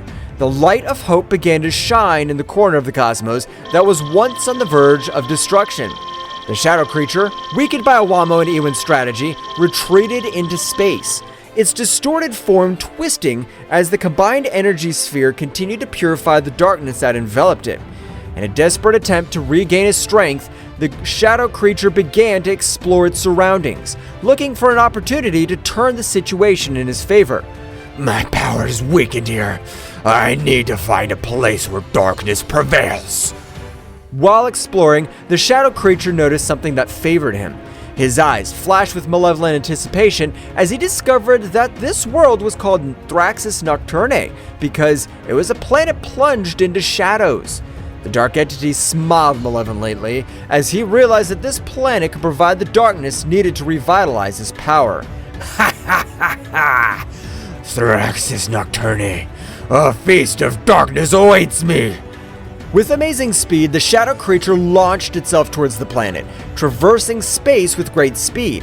Owamo and Ewin, aware of his intentions, followed closely, determined to stop any attempt by the shadow creature to plunge into the darkness of the planet. As the creature approached Thraxis Nocturne, the darkness of the planet seemed to intensify, as if responding to its presence. The planet's nighttime atmosphere shone with a faint luminosity, offering a fascinating contrast to the surrounding stars. Ewin, we must prevent the creature from being filled with dark power. If she succeeds, it'll be even more difficult to stop her. Understood, Owamo. We'll not allow the darkness of this planet to fall into the hands of that entity. The shadow creature descended on Thraxis Nocturne with a terrifying impetus. As she approached, the darkness seemed to take her in, enveloping her with a gloomy welcome. The shadow creature began to absorb the darkness of the planet, its twisted form vibrating with a new energy as it filled with the essence of Thraxis Nocturne. Ha ha ha ha ha! Yes, this darkness will strengthen me. Nothing can stop me now. Owamo and Ewin, wasting no time, headed towards the shadow creature, determined to stop its advance before it became unstoppable. The battle in the shadows of Thraxis Nocturne was about to take a very drastic turn. We cannot allow this darkness to completely corrupt this creature. We must stop her before she becomes invincible. Your previous strategy was effective, Owamo. Let's keep working together to counter his power. Deep in the shadows of Thraxis Nocturne, the intense presence of the absorbing shadow creature did not go unnoticed by the most powerful warriors on the planet. Turles, Bardock, Raditz, Frieza, and his brother Cooler felt the darkness increasing around them and, with a mixture of amazement and concern, headed toward the epicenter of the threat. Something's not right. The darkness in this place is getting denser. Whatever it is, we cannot let it threaten Thraxis Nocturne. Let's investigate. The warriors moved nimbly across the gloomy terrain, advancing towards the source of the darkness. As they got closer, the atmosphere became heavier, as if the shadow itself wanted to resist their advance. The darkness is different. I feel a strange pressure. I'm not afraid of the dark, but this is unusual. Cooler, stay alert. Understood, Frieza. Let's find out what's going on. Suddenly, a wave of dark energy erupted before them, revealing the shadow creature that was absorbing the darkness of the planet. His twisted figure and malevolent aura were as evident as the threat he posed to Thraxis Nocturne. Warriors of this planet, his darkness feeds me. Soon I will be unstoppable. We won't let you destroy Thraxis Nocturne. Get ready, creature. The warriors went on the attack, each unleashing their unique power against the dark entity. Turles unleashed his evil aura, releasing bursts of destructive energy. Bardock channeled his Saiyan fury into powerful blows, while Raditz and Cooler coordinated their attacks to create a symphony of destruction. Frieza intensifying the struggle. This creature doesn't know who he's up against. Your resistance is useless. Each blow only increases my power. The shadow creature, powered by the darkness of Thraxis Nocturne, absorbed attacks with defiant ease. Each impact seemed to strengthen rather than weaken it, plunging the warriors into the disturbing reality that they were facing an enemy that fed on its own darkness. It's not working. He's getting stronger and stronger. We need to change our strategy. We can't let it absorb all the darkness on the planet. While the warriors struggled to find an effective strategy, the shadow creature, with its distorted laughter, continued to absorb the darkness, becoming more and more powerful. The Battle of Thraxis Nocturne's survival was at its most critical, and the warriors knew that they had to find a solution before the dark entity became invincible. The dark aura released by the shadow creature enveloped the warriors of Thraxis Nocturne, gradually weakening them. The warriors struggled to stay on their feet as the entity's malevolent energy infiltrated their bodies, obscuring their vital forces. This is it. Too much. I can't let that defeat us like this. The warriors, despite their bravery, were overcome by the darkness emanating from the aura of the shadow creature. At that critical moment, when hope seemed to be fading, a heavenly light pierced the shadows. Owamo and Ewin, the angels charged with protecting Thraxis Nocturne, arrived on the battlefield. The darkness emanating from this creature is breathtaking. We cannot allow it to take over this planet. Time to show these warriors how to fight true darkness. The angel spread his wings, and together with the god of destruction, they advanced towards the shadow creature, his presence radiating a luminosity that defied the malevolent nature of the dark aura. As it approached, the dark entities sensed the arrival of divine beings and turned to face the new threat.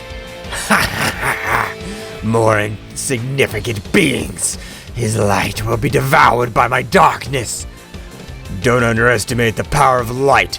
Darkness cannot resist the true essence of creation. Awamo extended his hand, and a purifying light enveloped the battlefield, counteracting the dark effect of the creature's aura. Ewin, on the other hand, deployed the energy of destruction, creating a perfect balance between light and darkness. The shadow creature, for the first time, felt the pressure of forces that it could not easily absorb or resist. The conflict took a turn, and the battle became more intense as the angel and god of destruction faced the dark entity with the unique combination of light and destruction. The real struggle starts now. We'll protect Thraxus Nocturne from the darkness you represent. The fight between the angels and the shadow creature reached impressive levels, with bursts of energy illuminating the dark planet of Thraxus Nocturne. Meanwhile, the warriors, freed from the debilitating effects of the dark aura, watched the fight, hoping that their planet would not be destroyed.